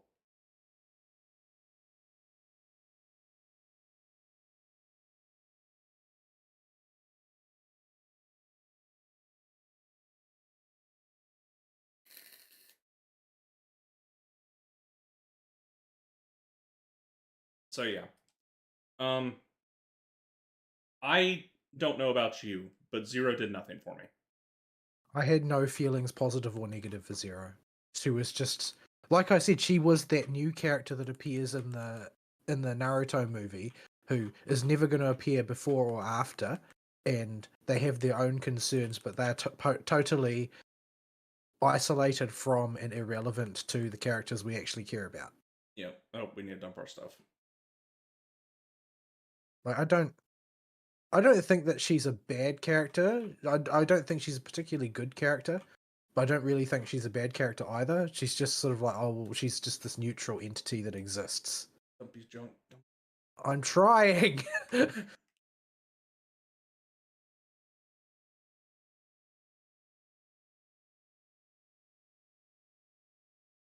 Okay. Yeah, I didn't like her at all. I felt no attachment to her or her story. Um, the concept she introduced with the first and the way aether feeding works and merging and the merging of spirits there, all that was looked like it could have gone somewhere interesting in her little sanctuary, but they did nothing to build on that. Yeah, I think that there was a story they wanted to tell about the 13th, but I feel like they kind of painted themselves into a corner where they couldn't do it the way they wanted to because they couldn't do a whole expansion because everybody would view it as Shadowbringers 2, the rebringing or something. Like there wasn't I don't feel like there was a good way to do it, but they still needed to do it. And I'm not really sure, how that would go. Like I think that there's actually a lot of meat to be found in the core concepts there, but I don't know how they could actually extract that meat from the bones. It's it's not really ideally positioned in a lot of ways. Because there are things about this arc that I really liked, but most of them are aesthetic. Mm-hmm. They're not they're not part of the narrative. The narrative didn't bring me anything I wanted. It was sort of like the narrative hinted at a story that I wanted to be a part of, but that story wasn't what was happening. Yeah. Like I would have loved to now. I don't know how you could do it in a convincing way, but I would have loved to have been part of a story where we were actually forced to endure the Contra Memoria, like to be a part of that world falling apart in real time, Yeah. because that's the interesting part of that story is everything becoming decadent and corrupt, and no matter what anybody did to try and stop it, everything fell apart anyway. Yeah. Also, we're going Like to die in that's this critical engagement. I don't ever remember how to do it right. like the interesting part of the story already happened, and the part of the story where Zero has her shonen protagonist awakening is not the interesting part of that story. Yeah. Like the hero of the story is like whatchamacallit. Uh what's his Golbez. name? Yeah, OG Golbez is the hero of the story, and current Golbez is sort of the deuteragonist that we never get to see. Like his character development should have been the point of the story. Zero is sort of superfluous in a way. Yeah.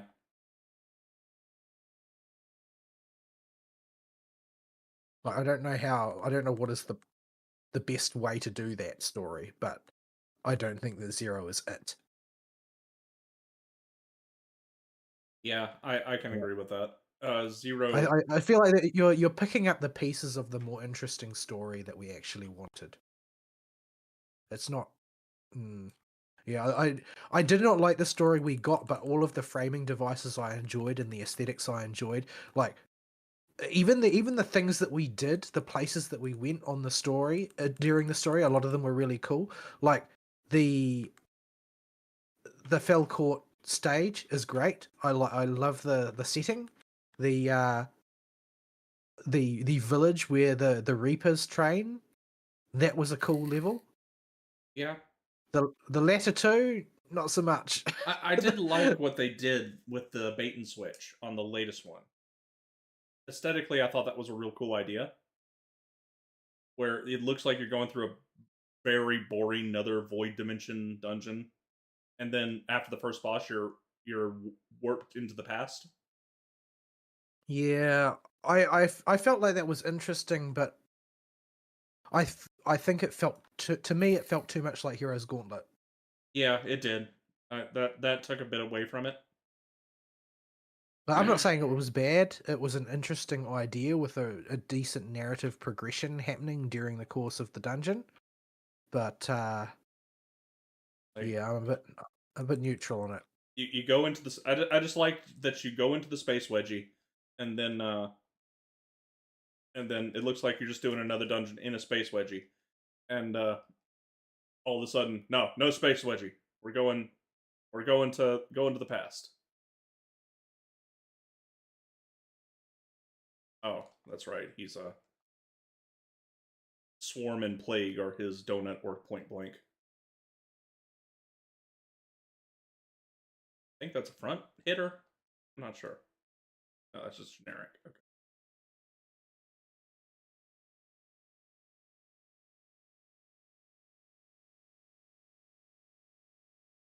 Yeah, don't ask me what this guy does. I forget.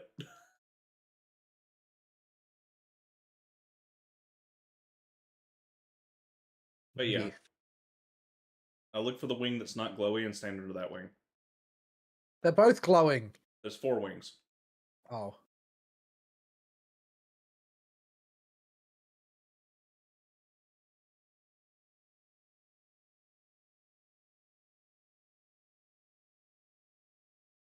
Oh, hang on, let me go off the ground.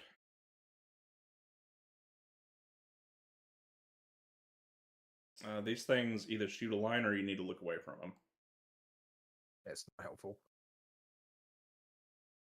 No, I mean they do one or the other. I don't remember the sequence they do on them.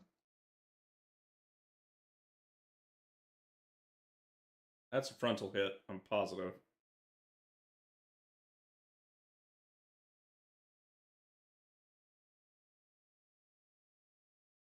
I'm in darkness.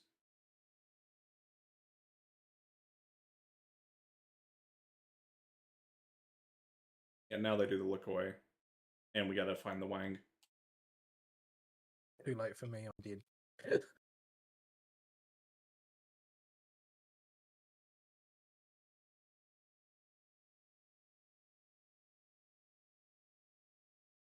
Cheese puffs, delicious cheese puffs. I have 5 of them, but you're not dead, so you didn't lose metal. Okay, now we can go.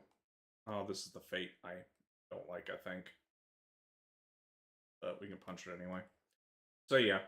Uh yeah, a lot of stuff aesthetically was interesting, but I'm because it's got that shonen anime movie style story where stuff very clearly is not going to have very many, if any, consequences on the main narrative. Or like it might eventually, like way down the line, it might, but it not necessarily. It might not, and even if it does, it's going to be a ways away. Like everything sort of subtly had a footnote, like an asterisk and a footnote saying this is just a side story. It doesn't actually matter. Yeah. It's like they had the B team writing it because the A team was off making stuff for Final Fantasy 16 or something. Yeah. Well, I mean, the thing is that I'm not really sure. Like, the only way the story could have been done properly is if it was part of the original planning, and it doesn't feel like it was. This feels like it was supposed to be, like. This feels like a lot of it should have been done as a petting zoo story, Tears of Willet story, something like that. It doesn't feel like part of the main narrative. Yeah. And that was also one of the criticisms people have had over the content flow in general is that there is no petting zoo equivalent. All of those bosses were just grafted into a main story. Like there's no reason why you couldn't have done it that way, made it part of a story like that, because there's a lot of storytelling content to Tears of Willet, for instance, and there's no there's no major bones being made about the idea that Tears of Willet ought to have any implications on the story. People were willing to accept it as an anime within the story, Where are you right? going, People Willis? were perfectly happy with that. Huh? Where are you headed, Willis? Like into the sort of rough center of the island. Oh, because they can spawn at any of these 4 islands.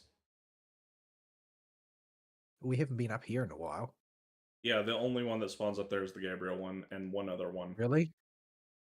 What a waste of space. Yeah, there's one more that can spawn up there, but it takes a while to go through the full rotations too. So I always wait on the bridges. Yeah, there's the next one. This one is this the adjust pursuit. It took me forever to get the note from this one. It's not a rare note. It's just one of the ones that was stingy for me.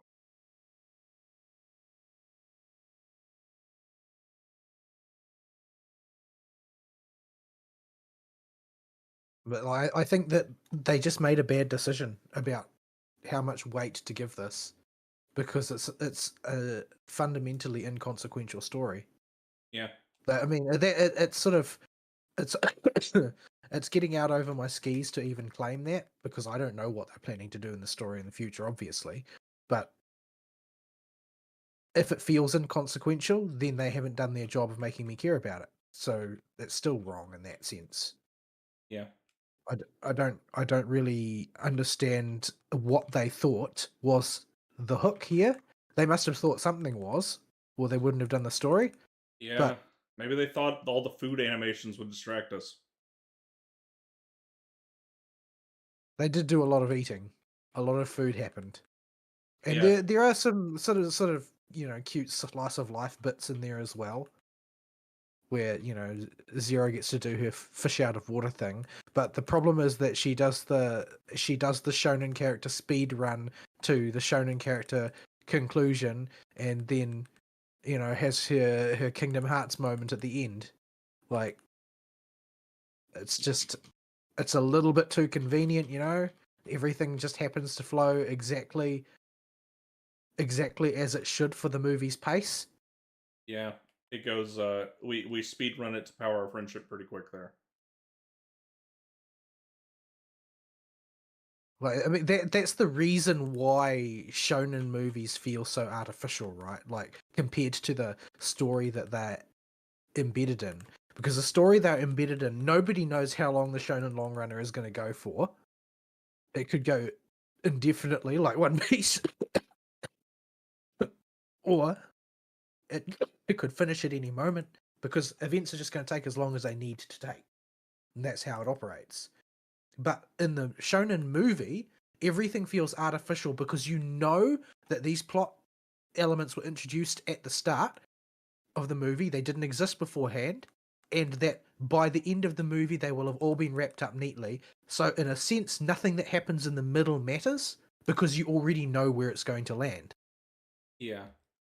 The only this is on my brain because I've been watching it lately, but the only shonen movie that I've seen that didn't have that trope apply to it is yeah,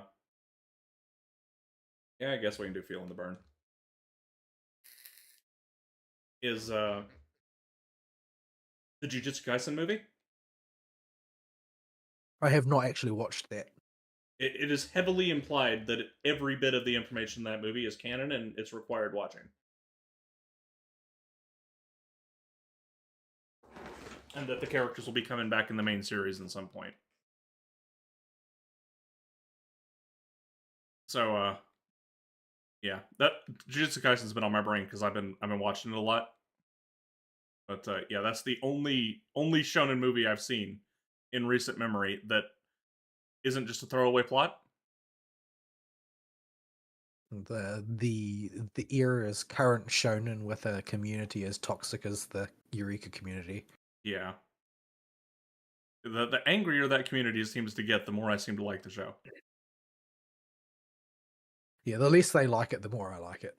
Yeah, it's like the more upset they get over the twists and turns, I'm like, man, we got bro man with the boogie woogie. What are you guys mad about?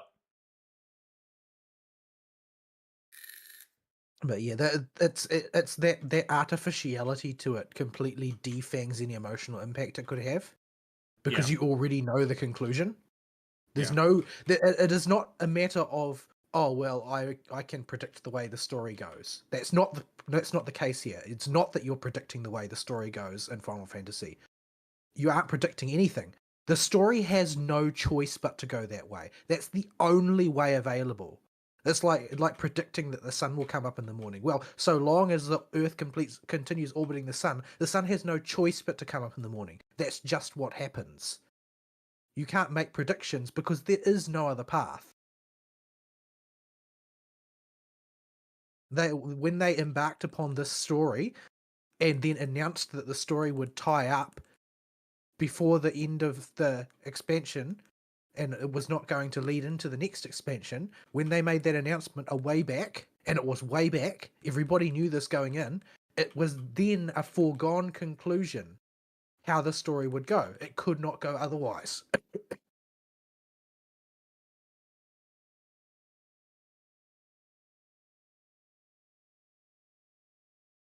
Yep.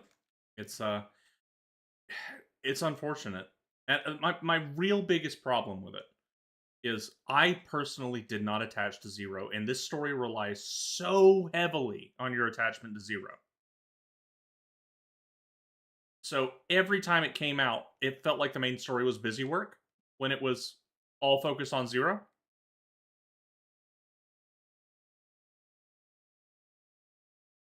Yeah. Uh, Zero in a story that is supposed to be about worlds, they should not have focused so tightly on Zero. Zero should have been nothing more than a vessel to tell an entire world's story. But that wasn't how they ran it. We were clearly being they were trying to usher us towards a cinema. That's how I expect to see it, passing right through the middle. They were clearly trying to get to a point where people invested in Zero personally. They tied too much of the fate of the 13th was tied up in Zero's story. They weren't really telling the story about the 13th that they thought that they were. I know that they wanted to create a story by means of the contrast between New Gold Bears and Zero. Like, I can see that. I can understand what they're trying to do there. The problem is that they just didn't do a good job of it, quite Yeah. simply. Yeah, it relied too much on your investment in one particular character who was very tropey and very locked into an archetype. And if you don't resonate with that, you're not going to resonate with the story as a whole. Lion the Beast King. Oh, you didn't get hit, so you qualified. Yeah. How How, about instead of that, I don't do that? yeah. Withdraw. Yeah, no. You need weeks of practice and study and embarrass yourself in front of everybody multiple times before you're ready to win that fight. That scared the crap out of me, suddenly seeing his face pop up in the middle of my screen. Have you ever qualified for a duel before? Once, like a long time ago in Southern Front. Yeah. You have to not get hit on that fate to qualify for Lion. Or on that CE. Yeah, you can see in chat F off Lion. Yeah, that learning that duel, actually succeeding at it was one of probably the biggest accomplishment I have in this game in terms of just raw execution required in a time window is winning the solo Lion Duel 2 without any kind of Flare Star cheese. So you can cheese them with Flare Star if you do it just It right. makes it significantly easier. You only got to go about 2/3 the way through one rotation before it starts to get really crazy. But I did not want to do that. I wanted to learn the fight properly and learn all of it. I think I killed him halfway through his second rotation loop after he's done all his mechanics once. That way on White Mage. Oh, Gabriel's up again in zone 2. I'm trying to get to the Sonic Aetherite. I had a whatchamacallit, a green golem on. I see. I will start working on it, but I will not go ham on Gabriel himself. Just let him take incidental. Go. The right one. I got drawn into an engagement in a green golem. Those things are hazardous. They are. They are mean mofos. So The generally speaking, I did not. I enjoyed the Barbariccia fight, and I enjoyed the um whatchamacallit, Rubicante fight, and I thought that the members of the Elite Four dudes, I don't remember what they were called, I felt like the dungeon ones were good. However, Golbears and Zeramus I thought were terrible fights, just totally devoid of anything interesting whatsoever. Yeah, Zeramus had. I don't remember a single thing that happened in that fight. After even the first attempt, I could tell you most of what Rubicante and Barbaricia did because their stuff stood out. But Zeramus, just get hit if you have to. Don't move.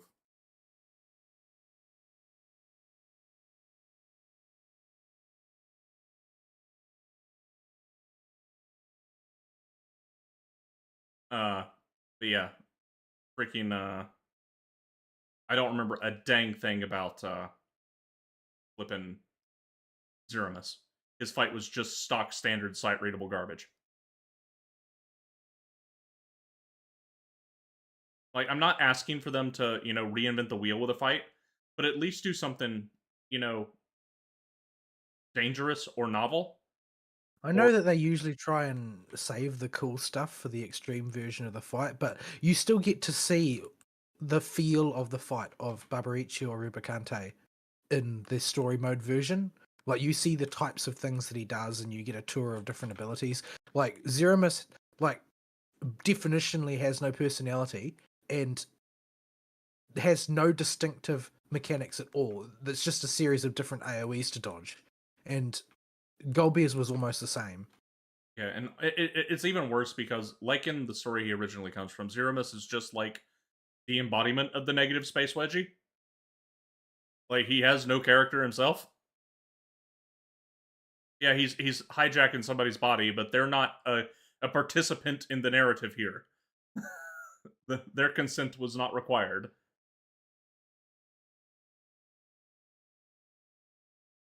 Yeah, like nothing about Zeramus particularly was interesting as a boss. Like the design was not interesting. The boss fight was not interesting. The character was not interesting. It was it was entirely a shonen movie boss. Like, I could almost get behind the Golbez fight if there was a reason to do it multiple times. Like, there's a lot of frantic junk in that fight. It's all Yeah, mostly sight readable frantic junk, but it's just if you're only doing it for the one off story thing, it's I think it needed to be a bit more dynamic in my opinion because it felt to me like in terms of like tone and density, it felt like an inferior version of the Hades fight. yeah, it's like it has all the pieces of a good fight in there, but it's like that Like good fight was already Hades. Goldbears was Hades Phase 1, and Zeramus was Hades Phase 2, and both of them are the same except worse. That's the feel that I got. Yeah, I think I can jive with that opinion. It's like I want to like the Golbez section of the fight because it feels like it's almost good, but just misses any kind of memorable mechanical depth to it.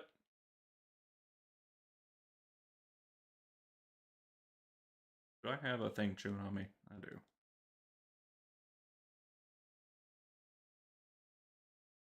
Oh, I'm gonna get spun on. Oh, Great Belt of Fire on. I don't remember sauropods being able to breathe fire.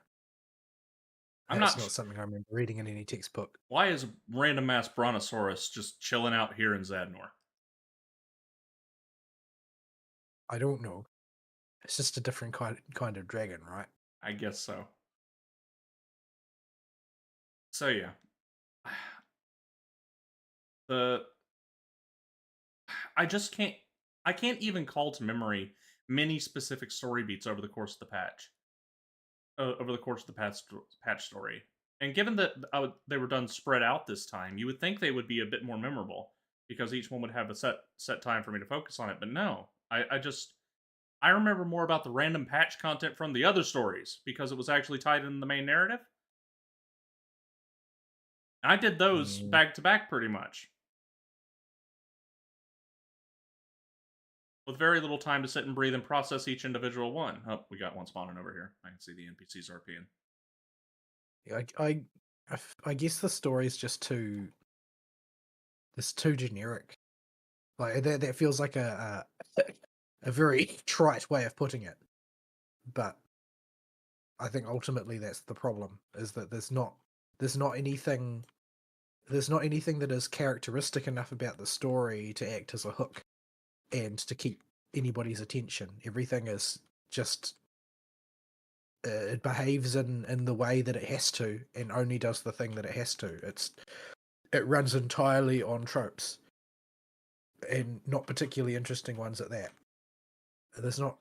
It's just a disappointment, in short. There's not really anything to talk about. If you were to try and sell this plot line to somebody, I don't know how you would do it, because it doesn't have anything that is characteristic of it. Yeah.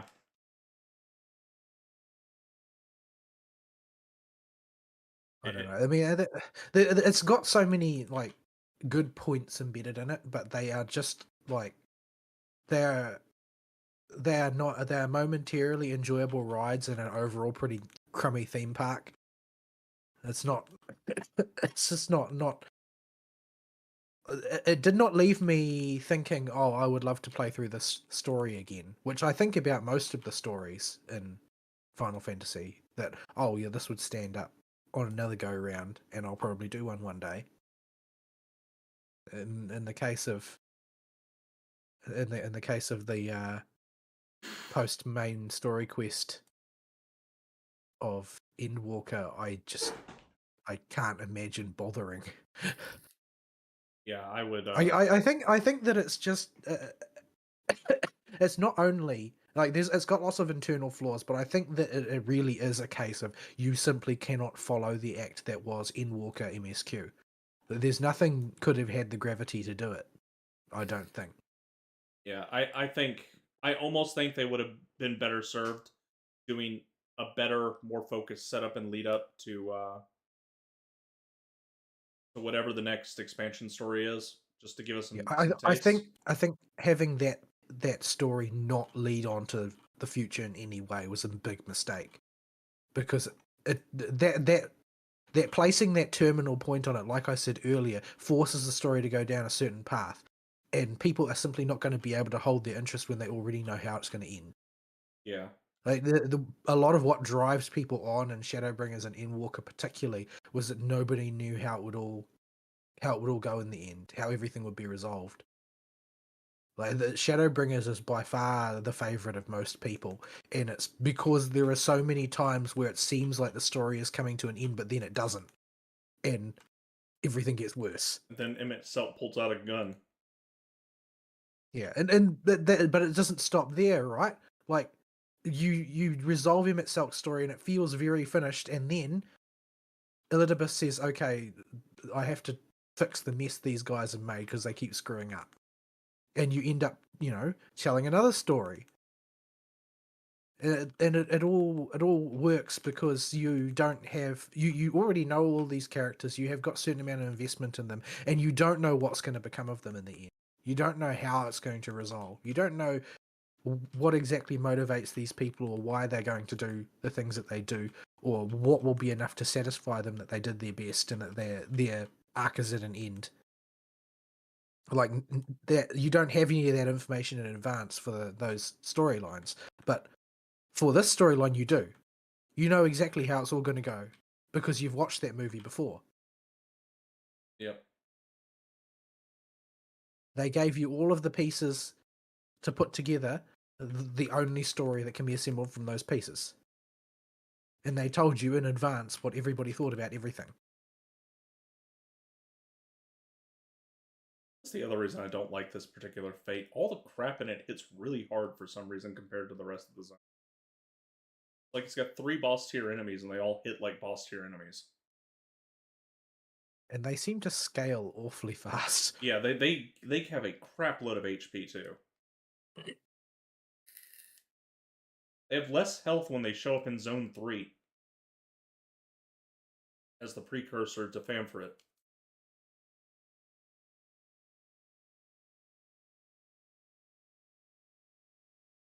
But yeah, I think that the objective with bringing in Zero was to try and fill the gap that would be left by the twins not being present. And they wanted somebody else to play the sort of the naive role.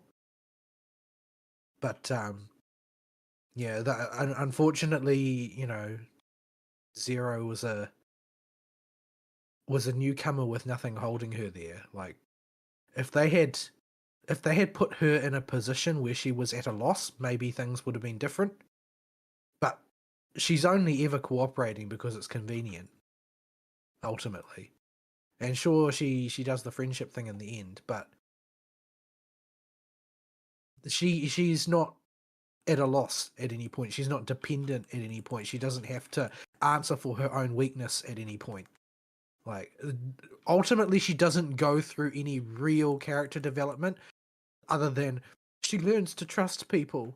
It's like, well, I mean, that's all well and good, but that's not really interesting at all.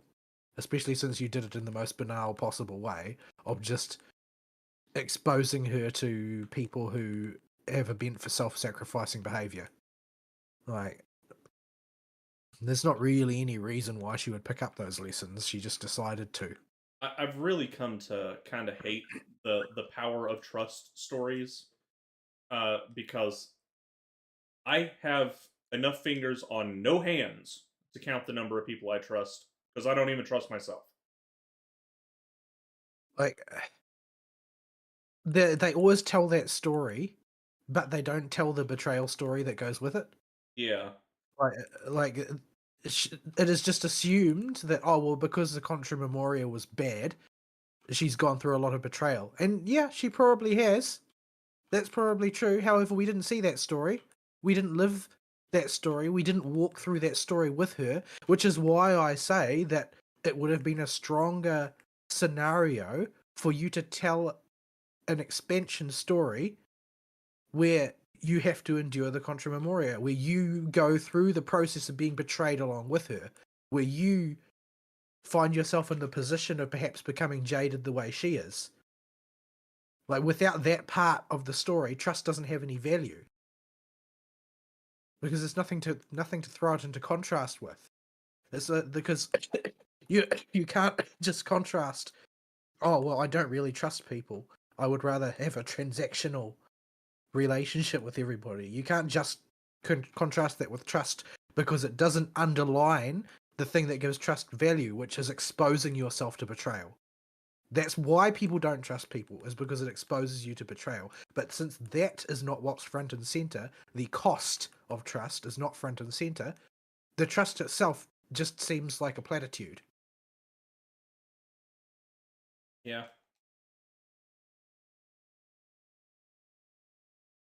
I mean, in real life, I just have accepted don't trust people. People lie.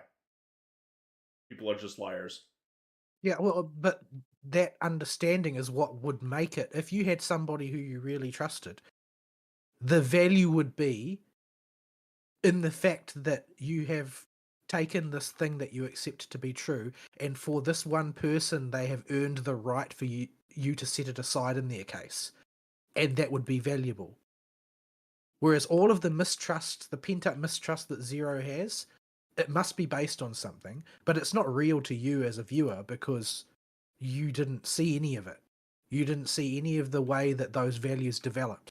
You just keep getting told, oh, this is just how society is on the 13th. Nobody trusts anybody. That's just the way of things.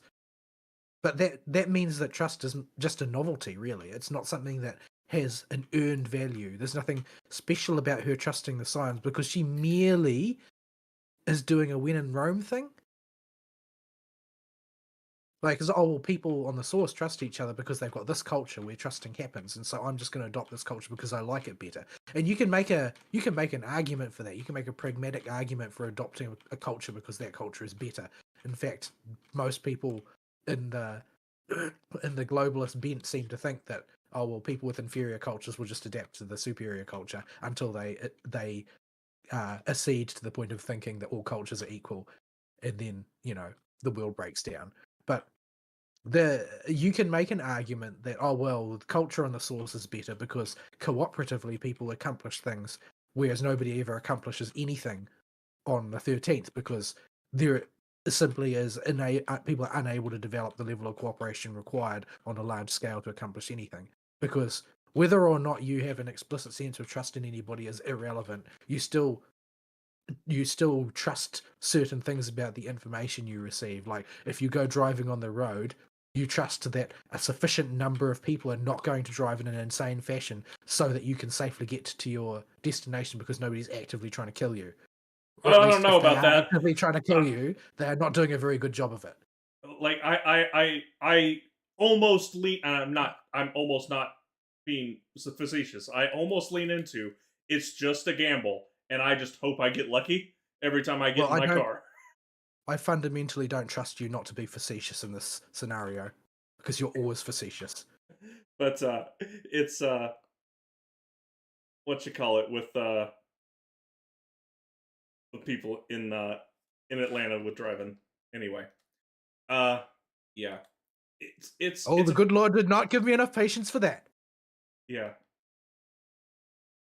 yeah. We the meme is based in truth.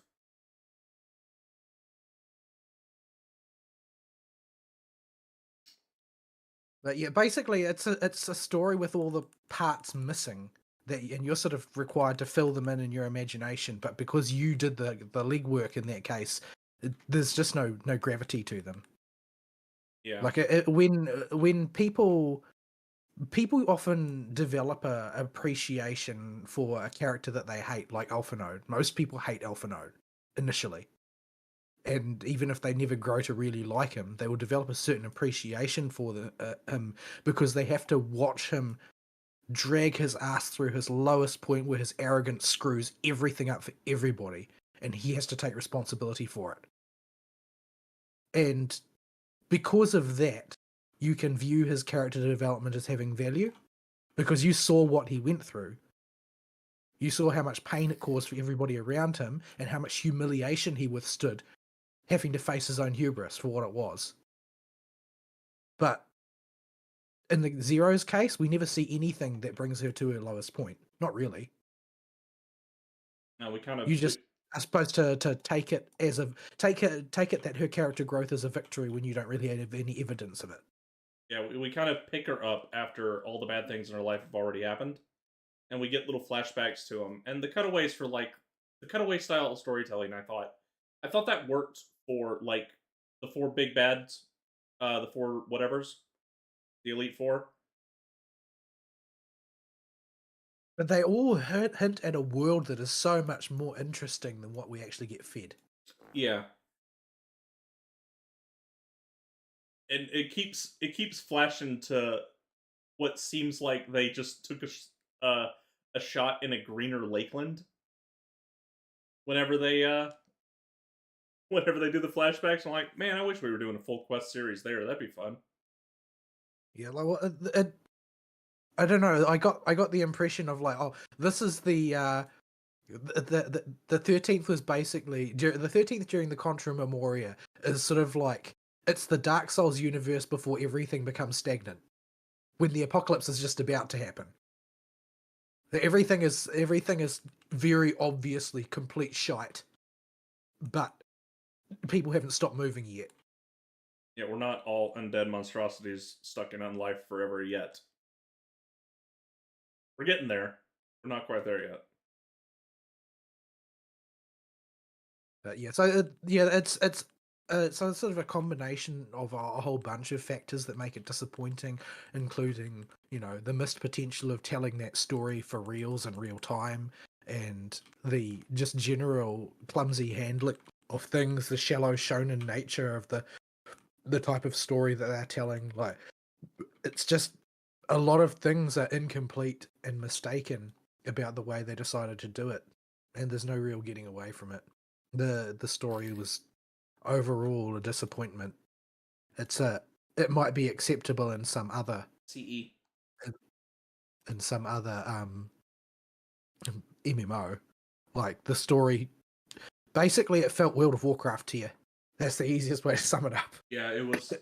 It I'm so angry at it because it is so mediocre and forgettable. It falls in that absolute worst bracket you can, at least for me, where it just I do not care about any of the characters.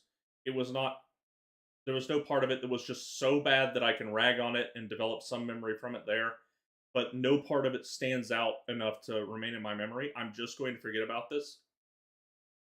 Like it was just a story, and that is the worst position I ever want a story to fall into when I experience it.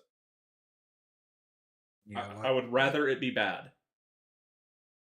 I like I don't have very many memories of the Four Lords.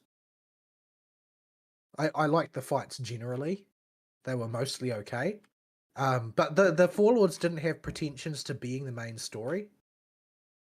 Yeah, I mean, Children of Rel or Relit or however you say it.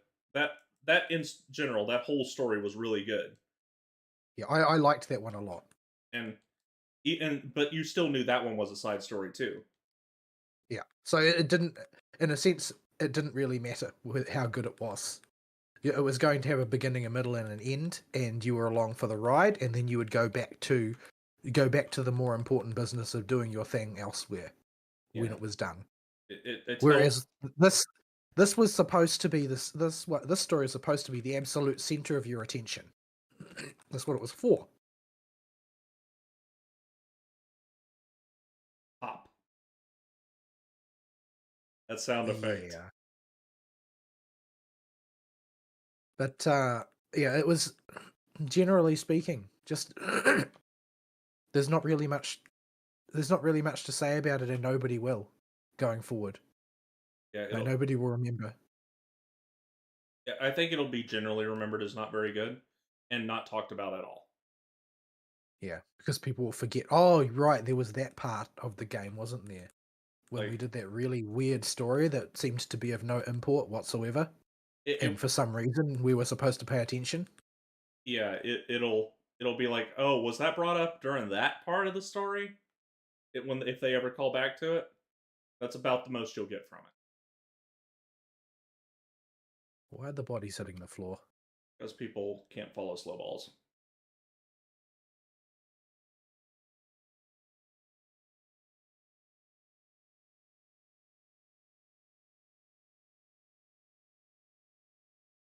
We're gonna do cones, so the other two are gonna. Ooh. Okay, okay, follow me. Don't follow the group.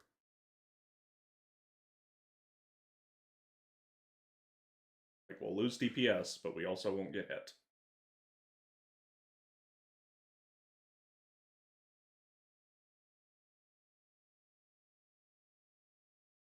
I don't know why they decided to drag him literally all the way across the arena when our safe zone was closer. But okay.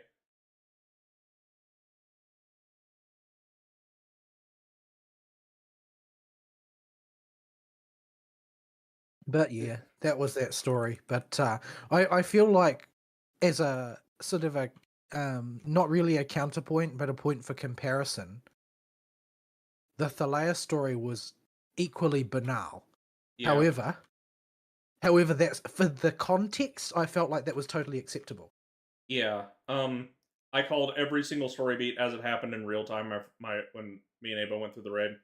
And it just Well, didn't I annoy me felt as like that. much.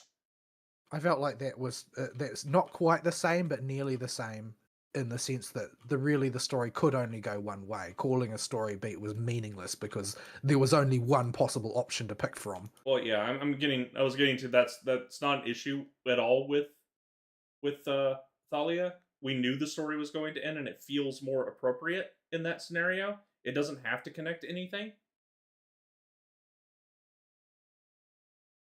I, Well, and it's also like particularly for people who are attached to their character, the there's still a certain amount of investment in a bizarre way in that yeah. everybody has a patron god. Everyone who makes a character in this game has a patron god. One of those is theirs, and I maybe a lot of people don't even remember which one they picked. That's almost certainly the case. But like I immediately had an attachment to Azima because I picked Azima on purpose when I made my character. There was not any real meaning behind it, but I did purposefully look down the list and I selected Azima. Yeah, So having her become a character made me attached to the story because, oh well, this is the one who is the patron for my character. This is the god who my character has the most affection for. mine, unfortunately, with the fan base, got attention because of her feet. Oh my. Yeah, apparently the spinner's toes are quite visible, and this was a thing.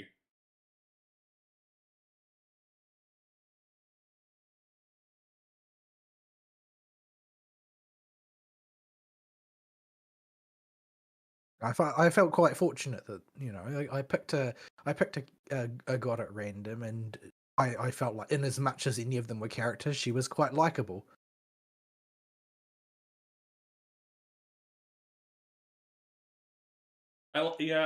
Even though Nemaya didn't get a whole lot of anything, Azima got more than she did in the story, significantly more because she got my god got appended to her brother.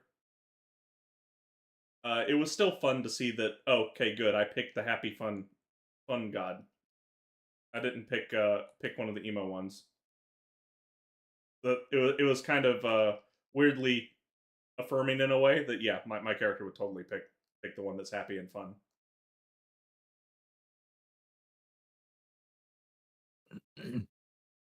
But But yeah, that story also didn't have very many pretensions. It was explicitly a side story. Everybody could see it was a side story. Everybody knew it was a side story. Couldn't be anything but. And while cosmologically something has changed about Aetheris as a result, that quite understandably won't be something that's visible or something that will matter in a mechanical sense to the way people live their lives. yeah, that said, all this said, I think the last boss of that raid was really stupid. It was totally naff. I don't like it at all. Like it is just mechanically, it's just a final exam boss of literally doing the exact same mechanics plus one or two that you've done throughout the entire raid series, and its character design wins the award for most over designed piece of garbage I've seen for a raid boss design.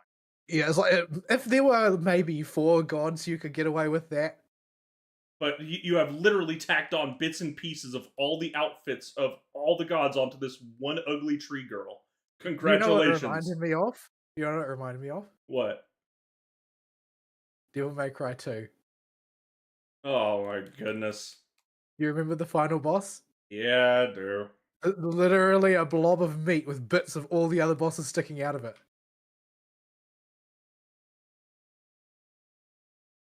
My goodness.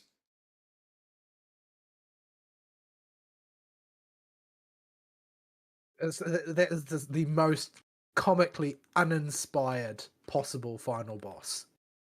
It doesn't even have that many mechanics. Like, it seems like it does, but none of them are original, and a lot of them are reduced to the point where you can sort of ignore it. Yeah, it's like, oh, it's going to do the fans from Azima. Oh, it's going to do the knockback and accelerate mechanic from the brother sister fight. Oh, it's going to do some mechanics from the fights you literally just did in the same dungeon. Like, I have often been hit by Azima's fans in the context of Azima. I have never been hit by Azima's fans in the context of the final boss of Thalea. Yeah, it's like what's her name, like Eulogia or something.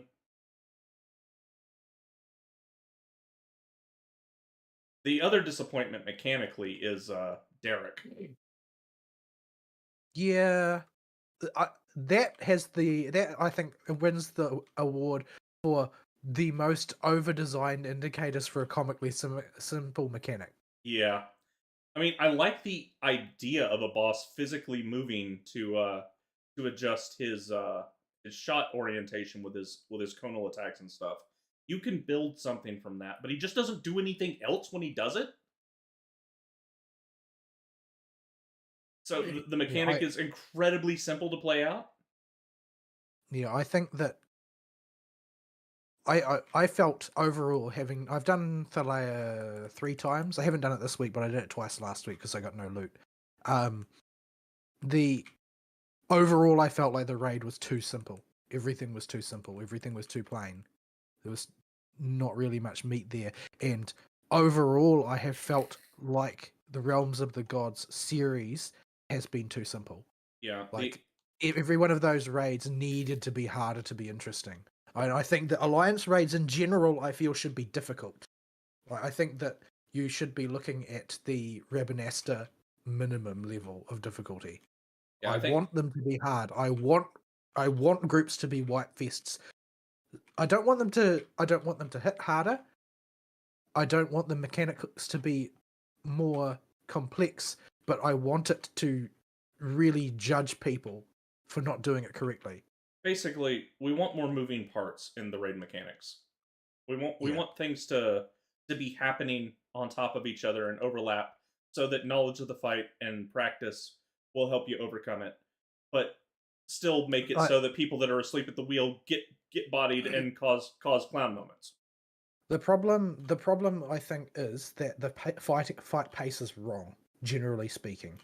Like by the time it is done the introductory phase where you see every mechanic for the first time so you know what they all look like, the boss is at 30% health. Yeah, And so you'll get one series of overlaps, like the first set of standard overlaps, and unless your group is on riding the struggle bus, you won't ever see the more complicated overlaps because those fights actually do get harder the longer they go on, as the over historically they have anyway. I don't know yeah. if I'm these about ones to do. say I had this week, and the raid I did, I didn't get my loot, so I still need to do it again this week. But the I noticed we were going on to well into the second full loop of mechanics on the second boss. I'm like, how bad is our DPS? And I happen to have the cheater meter running, but I didn't have it turned on. So after that fight, I turned it on. We took almost 10 minutes to kill the boss, and I was ahead on top of the cheater meter by a full 2k DPS. Like, what were those people doing? But yes, they do continue to loop their mechanics. No, they don't get that much more complicated or harder. Because historically, the uh, the overlaps get denser as time goes on. Particularly, you see it in things like I noticed it quite a bit in Eden, particularly the Eden raids. That you get some really nasty overlaps as time goes on, even though they all start out quite simple. Like as the different abilities rotate at different speeds, you end up with different interactions crashing into each other. Yeah, I did And not notice any speed up when we were I, th- taking I, th- forever. I think that as a standard, you should see sort of like at a normal pace of doing the raid in order for there to be a decent level of difficulty.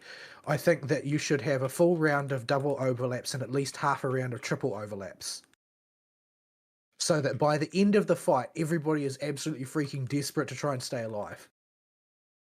I want, like, in order for a fight to be exciting, it has to come down to the wire. You have to either be dancing perfectly or scrambling desperately in order for the fight to be good. I think And I'm not saying I want it to be savage, because it doesn't need to go on for very long, and you don't need to add that many mechanics. All you need to do is just have the overlaps get really vicious in that last 15% of the fight.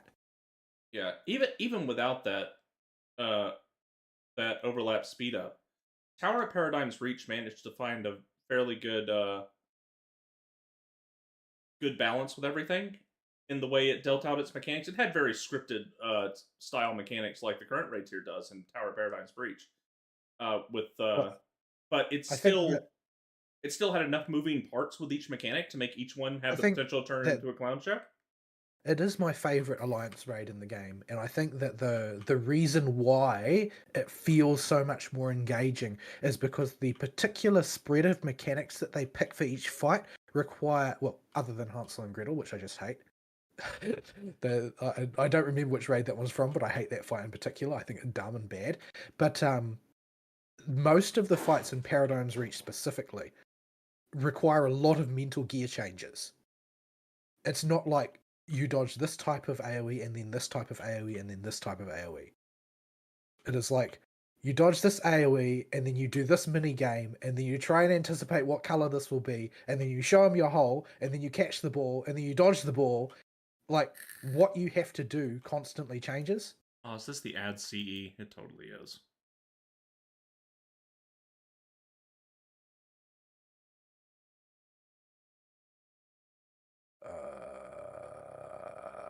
It's a I bunch don't of remember ads that do a bunch of random crap. I forget.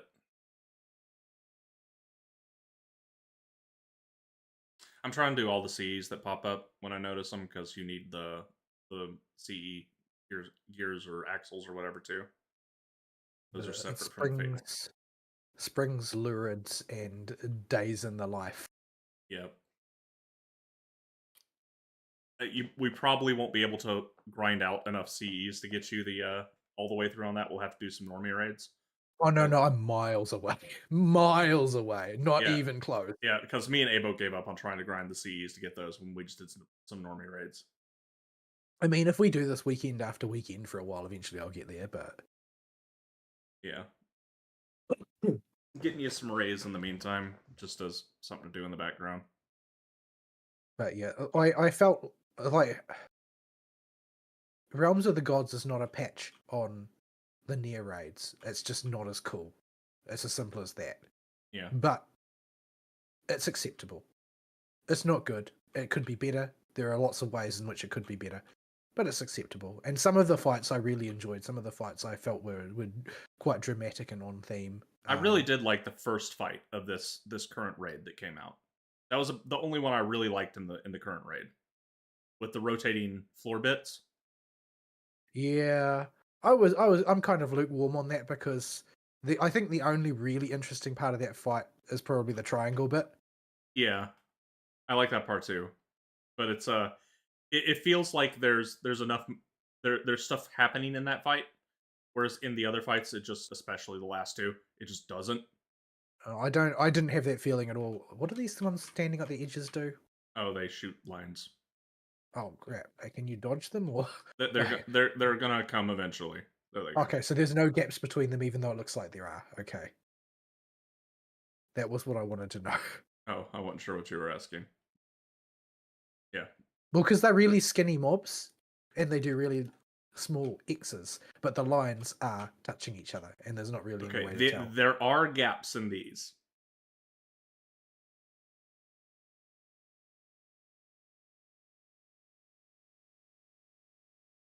Yeah, this is kind of a chunk fight.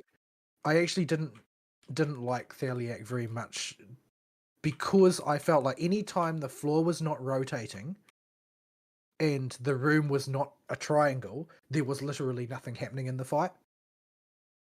Like it was just DPS the target dummy. Yeah, I can see that. Like, I don't know if there was some mechanics that I just wasn't paying attention to and I should have been, but I wasn't getting any cheese puffs, but nothing was happening. Yeah, I think that the pace of that fight was just way too slow, and there weren't enough mechanics. In exchange for that, they had a couple of interesting phases, as it were. oh no. Oh no. Happen? Oh no. Oh no! I'm Oh in the no wrong no! spot. I'm in the Oh wrong no spot. I'm no! in the wrong Oh spot. no no no! Okay, I sprinted to the right spot. Ah, I walked into it. I'm good at video game. He didn't rotate as far as I thought he would. Is it going to keep coming around? No. Okay. No, they stopped to become fightable. But yeah, I didn't think much of. I didn't think much. Basically, I think that the problem with all of them is that the pace was too slow. yeah.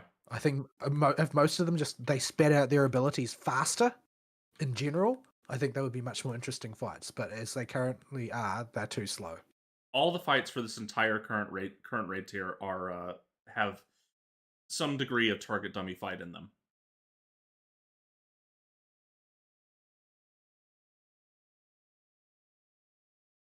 And I think that's the problem with all the fights is there's too much target dummying going on, where you just sit there and wail on the boss.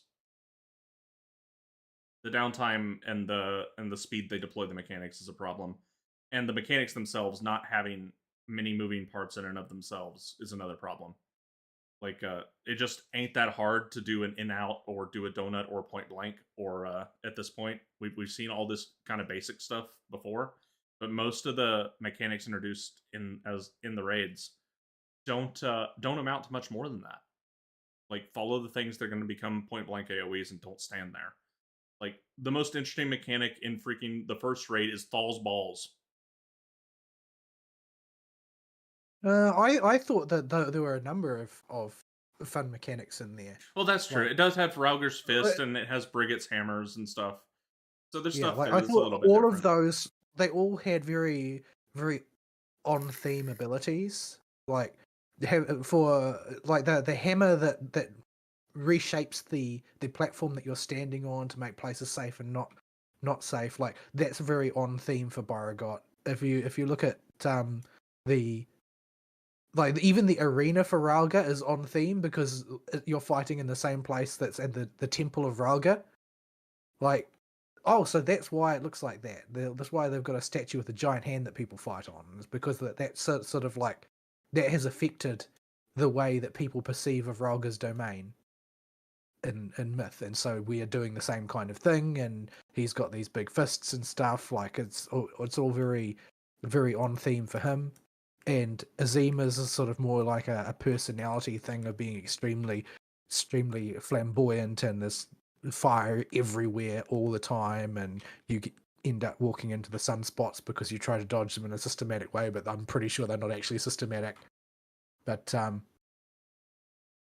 yeah, and of course I feel like probably Naldthal is sort of the fight, I think, in this entire raid series. It is the one that feels the most engaging and the most on theme, probably. Yeah, Um, he has a lot of mechanics that have big, dangerous, fast moving parts to him. He has a couple potential raid wipe mechanics. One that'll just flat out kill the raid if you're. I don't know why I'm going north. I got turned around, but he Naldthal is the only fight I think that will stick in memory. It's not like uh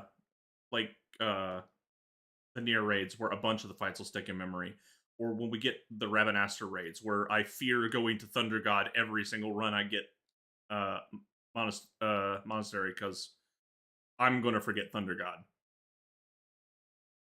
Like, there's none of that. If we get the current Alliance raids in the roulette, I'll just be like, oh, this is a freebie. except that somehow people still manage to be bad. Yep. Oh, we just scaled puppets because we ran right through it. Dang it. Oh well. The struggle bus is still very real. Yeah. But yeah, like I mean, if you look at the second raid, who was the first in the second raid? Um. You know it's a problem when we have to go. Who was the first boss in the second raid? It was the booby one, the booby lady, but I Oh, don't remember her name. Nafika. Right. So Nofika is very. It's sort of like I feel like there's sort of like a downward trend, generally speaking, in these raids. Like Nofika, I feel like is weaker than all of the raids in the first one. Like it's just well, there's a garden and there's some cool mechanics with like different color flowers. Like that's interesting thing we haven't seen before. So it's still got some interesting things, but it just doesn't feel quite as engaging as the previous ones. And then after Nofika is the next Earth one, along with The the brother sister, sister. Yeah. the brother sister one. Now this one is, I think, a sharp step down from the others because there's nothing really strongly on theme here apart from like the time mechanics.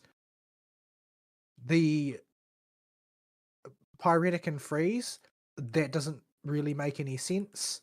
The charm thing doesn't really make any sense. It's not really part of their legend in any direct way. The arena is just a rock. There's nothing aesthetically to speak of there. The involvement of their respective elements is almost non-existent. Like it's a very, very weak fight thematically, Yeah, and the like mechanics are relatively inconsequential, all told. yeah, Now, once you know the speed up gimmick, that's it. That's the whole fight. unlike most people, I really like Halone because I feel like everything in that fight is on theme. Like everything, it's aesthetically, it's all very icy, but all of her abilities feel very like aggressive and warlike. She doesn't have very many abilities that involve you waiting for something to happen.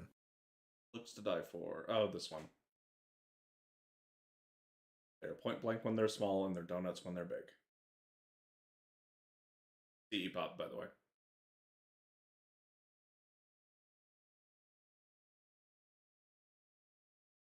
Oh, you didn't register me for it somehow. Oh, did it do that weird thing again? Yeah, that's why I was like, what is he talking about? We're not registered for anything. Yeah, still not sure but what causes that. but Yeah, yeah, I liked Halone's because I felt like it was very thematically strong. Menfina's I liked somewhat, but I think that the main weakness that it has is that too many of her abilities are the same. Like nearly all of her ability is just segment the arena in some way, and that's all. yeah. So this is going to remove half of the arena in this direction. This is going to remove half the arena in the other direction, and that will be all. That's what's going to happen.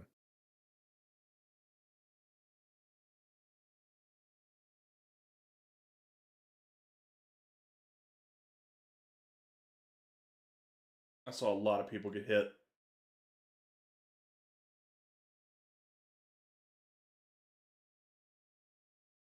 Saw a lot of people get tail swiped. Let the bodies hit the floor. Possibly, I'll go ahead and put reach-ins on us.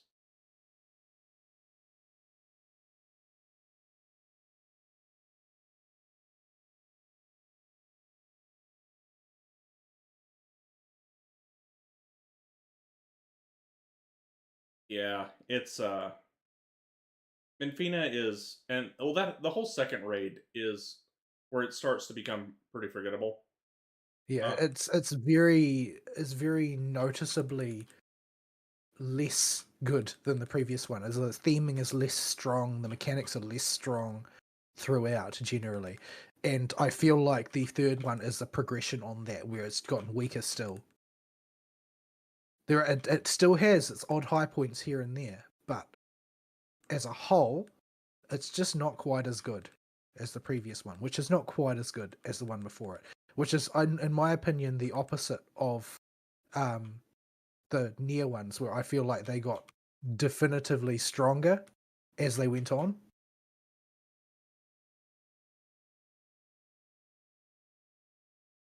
I'm not tanking this, am I? yeah. The hell did that happen? Uh, we got some people riding the struggle bus in this one. Well, it's just that I normally don't have to worry about tanking the because I don't have the high number for DPS buff that everybody else here seems to. Yeah, that's the level of struggle bus we're riding right now. Just see like 8 people die there. The bodies, they are hitting the floor. Uh huh. He was dead at this point last time. Yeah, I would res them, but I'm kind of running on mana here. Just dodge his tank buster. No, Okay, somebody stole crit. okay, you're fighting somebody for threat. Yeah. Alalafel using the exact same weapon as me. Oh, I'm in trouble. Oh, I got slapped. Yeah, I got slapped too.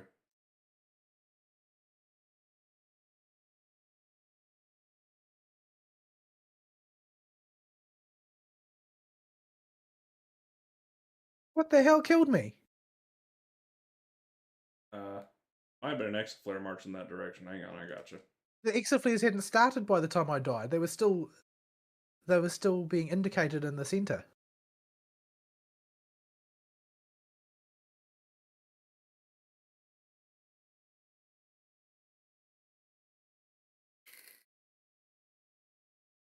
I don't know. Hang on, struggle bus almost over. Get him a little bit further. We're almost there.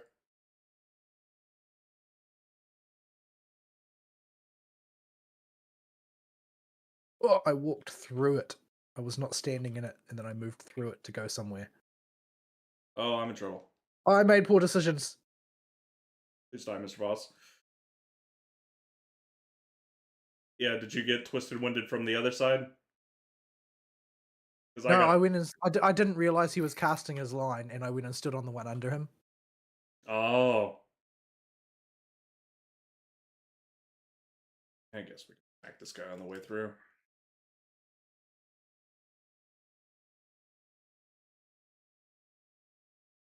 Grab some metal. If I can actually get any threat on him.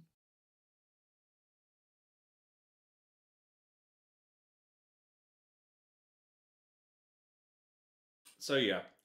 Overall, this contributes to a general theme within Walker's post main scenario content of just being a content that exists but is thoroughly underwhelming.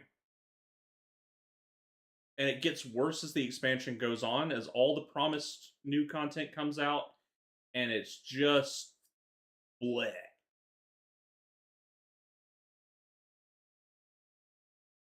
Like, I just do not like any of the post main story in Walker content. Not really. Criterion dungeons, you could do them once, and even though I know you want to do them and you haven't done them yet, it is hard not to motivate myself to come back and do them. Not because I don't mind. It's not because I don't mind helping people. It's not even because of the reward system. I just don't find it very engaging as content. Those normal modes are just, quite frankly, rather boring. And for the Criterion stuff and the Island Sanctuary, yeah, it's great that it's optional content and all that, but you're still putting collectibles and stuff there. So if you're like me and like going for collectible stuff, you have to do it, and it becomes mandatory spreadsheeting every week. You got to go look up the I think spreadsheet and most tediously people fill out get the enough stuff. mandatory spreadsheeting at their day job. Yeah, it's like, okay, all you've successfully done is create more busy work for me. Like your deep dungeon, that's the only bit of lasting good content we had, and yeah, that lasted me a whole patch cycle. When I sat down and was learning it, and then taking my friends through it, that was good. Well, it might have even lasted longer than that if you had other things to focus on at all. Yeah, but that's it. There's no relic weapon for me to grind. No, and currently, while I have made significant progress on all the old relics and aside from Eureka's weapons, wrapped up most of them. That and the Time Worn Artifact grind for half of the Shadowbringers weapons. Uh, those are all done with a post nerf relic weapon. If there was a on current tier relic weapon that I could work on, it would have the natural time gating of not being nerfed like all the other ones get. So I would have something to sink my teeth into and grind for current tier. That oh, that's not radio. We don't want to register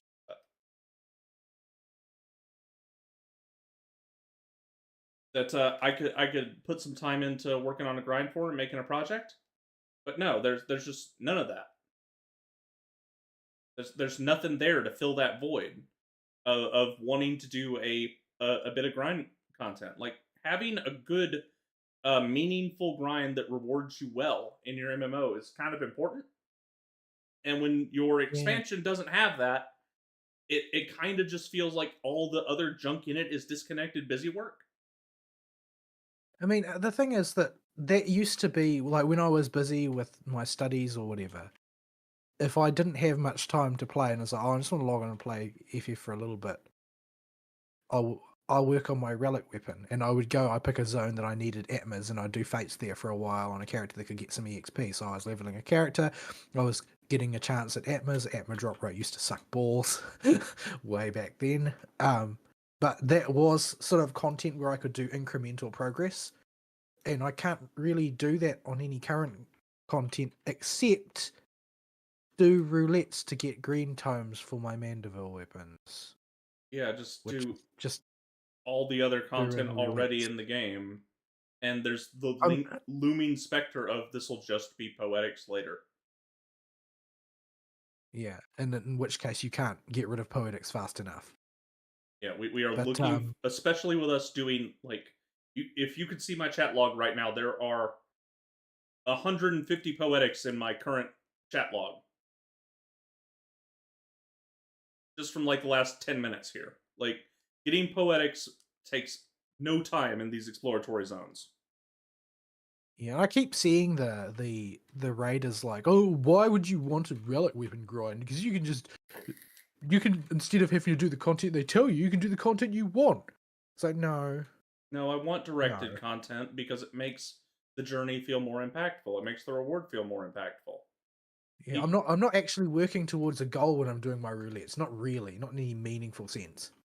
Yeah, I'm just like doing a roulette. Some random thing will come up and I'll do a random thing and then I'll stop doing that random thing and I'll do the next random thing. like like the ugly ass, well, except for Paladin, I like the Paladin's weapon and I use it.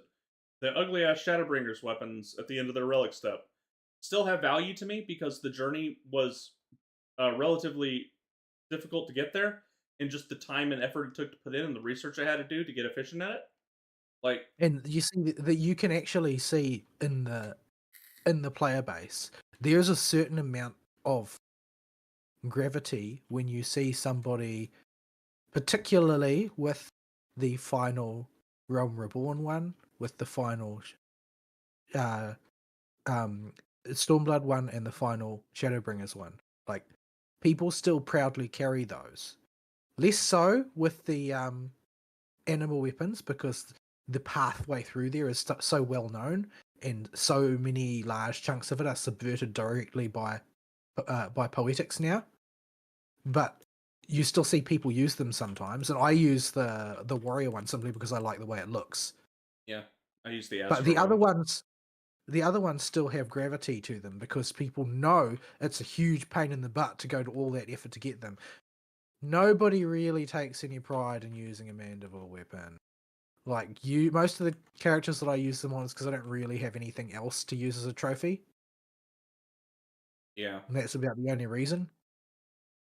like Like for things like Dancer and that, like for Dancer, I don't really have any other Dancer stuff. So yeah, I am using on my dancer a market board glamour for my weapon because it just looks cooler, and the Shadowbringers one looks awful. So I would use that one normally, but yeah, that's a bit a bit sad because the base model for the early stages is actually really nice. yeah, the later stages just look terrible on it. So, but the Titania thing looks really good and fits really good with my blue dancer glam I got going right now. So I've been using that one, and yeah, it's just sad with the current tier Manderville. Some of the Manderville ones do look cool. I just don't care. I think the Reaper one looks pretty good. I just don't care. I'll go use the Skaven chainsaw over it, which I do. The Home Depot. Oh, Harambe. Still, you still got him on you. Yeah, Wait, Harambe won't leave me alone. we can just kill the Harambe. Put him down. You know too much about the Clintons, Harambe. I'm gonna die. Oh yeah, you are. I'm in deeps mode. Okay, you should die from this. Up close. Man, regular mobs around here are serious business. Rank 4 and 5 ones, yeah, they kick your butt. That's still Dalradia Flash, and yeah, still. But yeah, it just. And people have said, like, oh, there's plenty of long term grinds in the game to do. Yeah, until you have 3 years of literally no current content to work on. Because all those long term grinds from the past have all either been nerfed or you outscale them with level. So yes, I have taken the time to do most of those long-term grinds in the past. I've got my triple triad cards. I've got a good chunk of the orchestrion rolls. I've got a good chunk of the valuable crap, the mounts and stuff. But uh atrocities is more valuable. Let's go do that one. That spawns a CE. But the fact of the matter is, we have had 3 years now where there has not been a long term grind to sit down and do. So all you've had to do is old grinds. This is the problem. And if you do that, and all those old grinds have been nerfed, so they're not full grinds anymore, and every single one of them, even the Shadowbringers one has been, that you will eventually chew your way through them, even going at the relatively moderate pace that I've been, which is just moving from project to project and taking them as I've got the time to do them.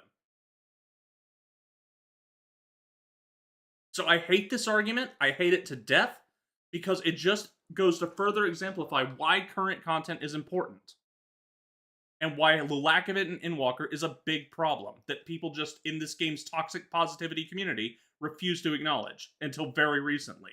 And the way they're acknowledging it now just hacks me off even more because they put up the dumbest arguments. Because they don't want to recognize what's wrong with the game. And that it's just the content here has no teeth to it. Period end. The content is bad. They need to stop and re-examine from the ground up a lot of aspects about the way they're putting content into the game and say, end to Endwalker, we cocked it up. And we cocked it up bad. Yeah, I'm not sure that they're really prepared to do that as yet.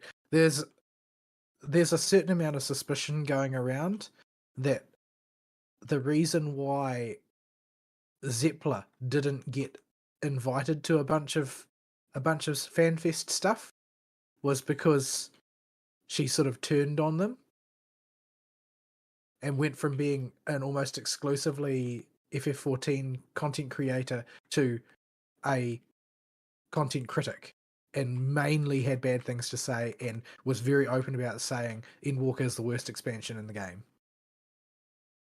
Yeah. And suddenly she's not really getting invited to the stuff that she was before as a influencer, shall we say, which just shows that there's a reluctance to accept critique as being valuable, if that's true.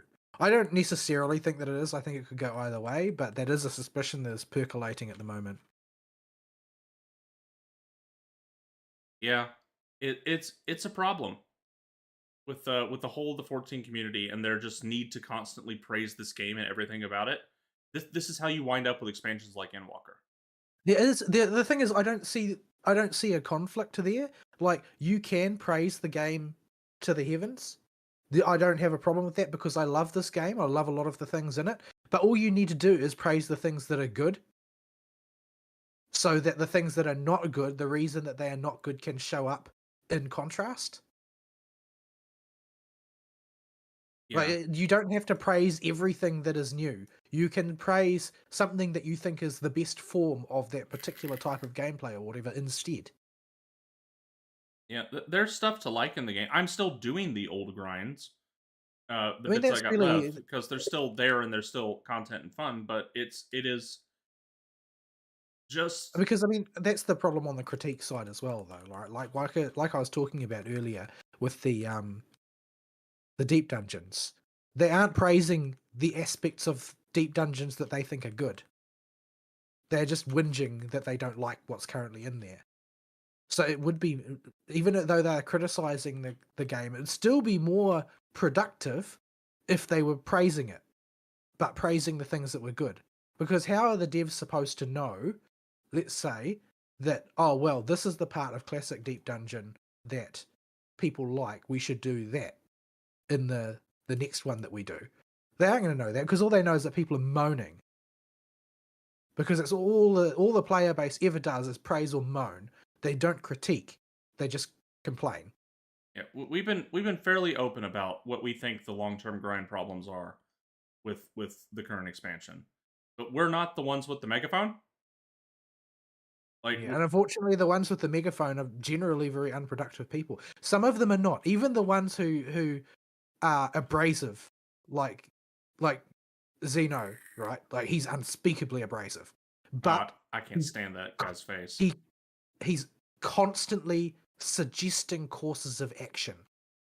Every time he complains about something, even if I don't agree with the complaint, like he's like really anti-relic weapon as a concept because he only cares about the bleeding edge, right? But every time he has a criticism of a system, he proposes an alternative, which is something that most content creators just don't bother with. They just whinge and say it's not good enough. I mean, the best you'll get is Mr. Happy's half-baked dumb ideas that he comes up with, but they're so poorly thought out that I can't see them as anything but just laughable suggestions most of the time. Being half baked is pretty much his raison d'etre. Yeah. Like he's sort of a halfway house in every regard as a content creator.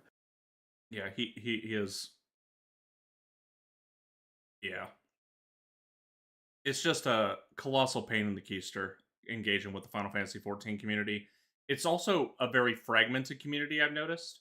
So, what parts you engage with is going to get you a totally different opinion. Yeah, well, the thing is that there's a lot of segments that people don't think about. Like all those streamers, they don't think about people like us because we're irrelevant as far as they're concerned. Well, from a business perspective, we're not irrelevant because we pay our sub like everybody else, and we buy stuff from the store occasionally like everybody else. We pay for We your promote the flippin' game. wedding. We we promote the game to other people like content creators do. You know, variable amounts of people listen to various people in the player base, but we are still contributors to the financial economy that is Final Fantasy 14. But, you know, they don't think about people like us because they have a narrow view of things. But there's lots of those communities. Some of them are very unspeakable. Like, there is a not inconsiderable number of contributors to Final Fantasy 14 who are like furry ERPers. Oh, yeah. Have you ever gone to look up Final Fantasy 14 on Twitter? Don't do it. But it's it's not good.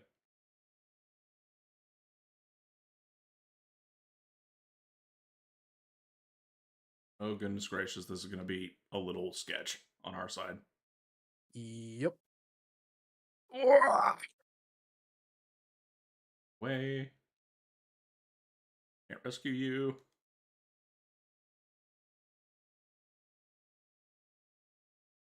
Why can't you rescue me? Not on the Baja Bar. I dodged the What? random mages by accident. So did I. I can't believe you don't have rescue on the Bozja bar when there are so many things you could kill people with. I know. It Like got. this place is a bonanza of opportunities to troll people. I should put it on the Baja Bar. But it is specifically not on the Baja Bar to make room for chain spell. So I'd have to. I can easily fire. I think I have a duplicate of Flatus somewhere on the Baja Bars. I think I accidentally put one of the Flatuses on here twice. This doggo is taking his time dying.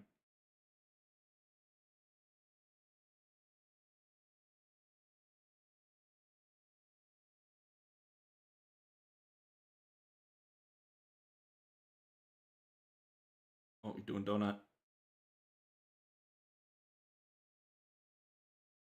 Ice Pillar is next again, I think.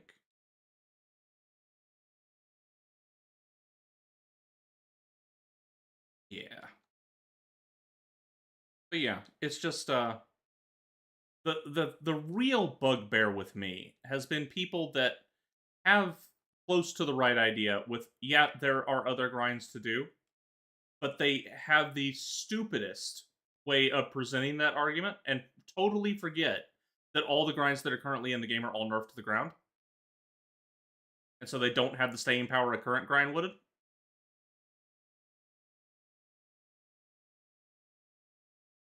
How long have we been doing this show for? 3.5 hours. So We should yeah. probably wrap it up. Yeah, I'm we glad should. it's in there. Yep. So all right. I think we're gonna call the show there. We let's let's port back and cash in our stuff. We've made significant progress in Zadnor, and just complaining about Final Fantasy XIV's current state. You'll probably hear some of these echoed as the time goes on. We may ask Fern for his opinions next week. But I don't think we could have put off the Final Fantasy talk for much longer. Me and Vol are already starting to forget stuff. I'm sure there's stuff. The wounds are fresh and open right now. Yeah, me and Vol are already starting to forget stuff about the current patch cycle. So I didn't want to put it off more, even though I would. It probably means y'all will rehear a lot of stuff when we bring it up again with Fern. Yeah. So so yeah. Oh, I crit him really hard.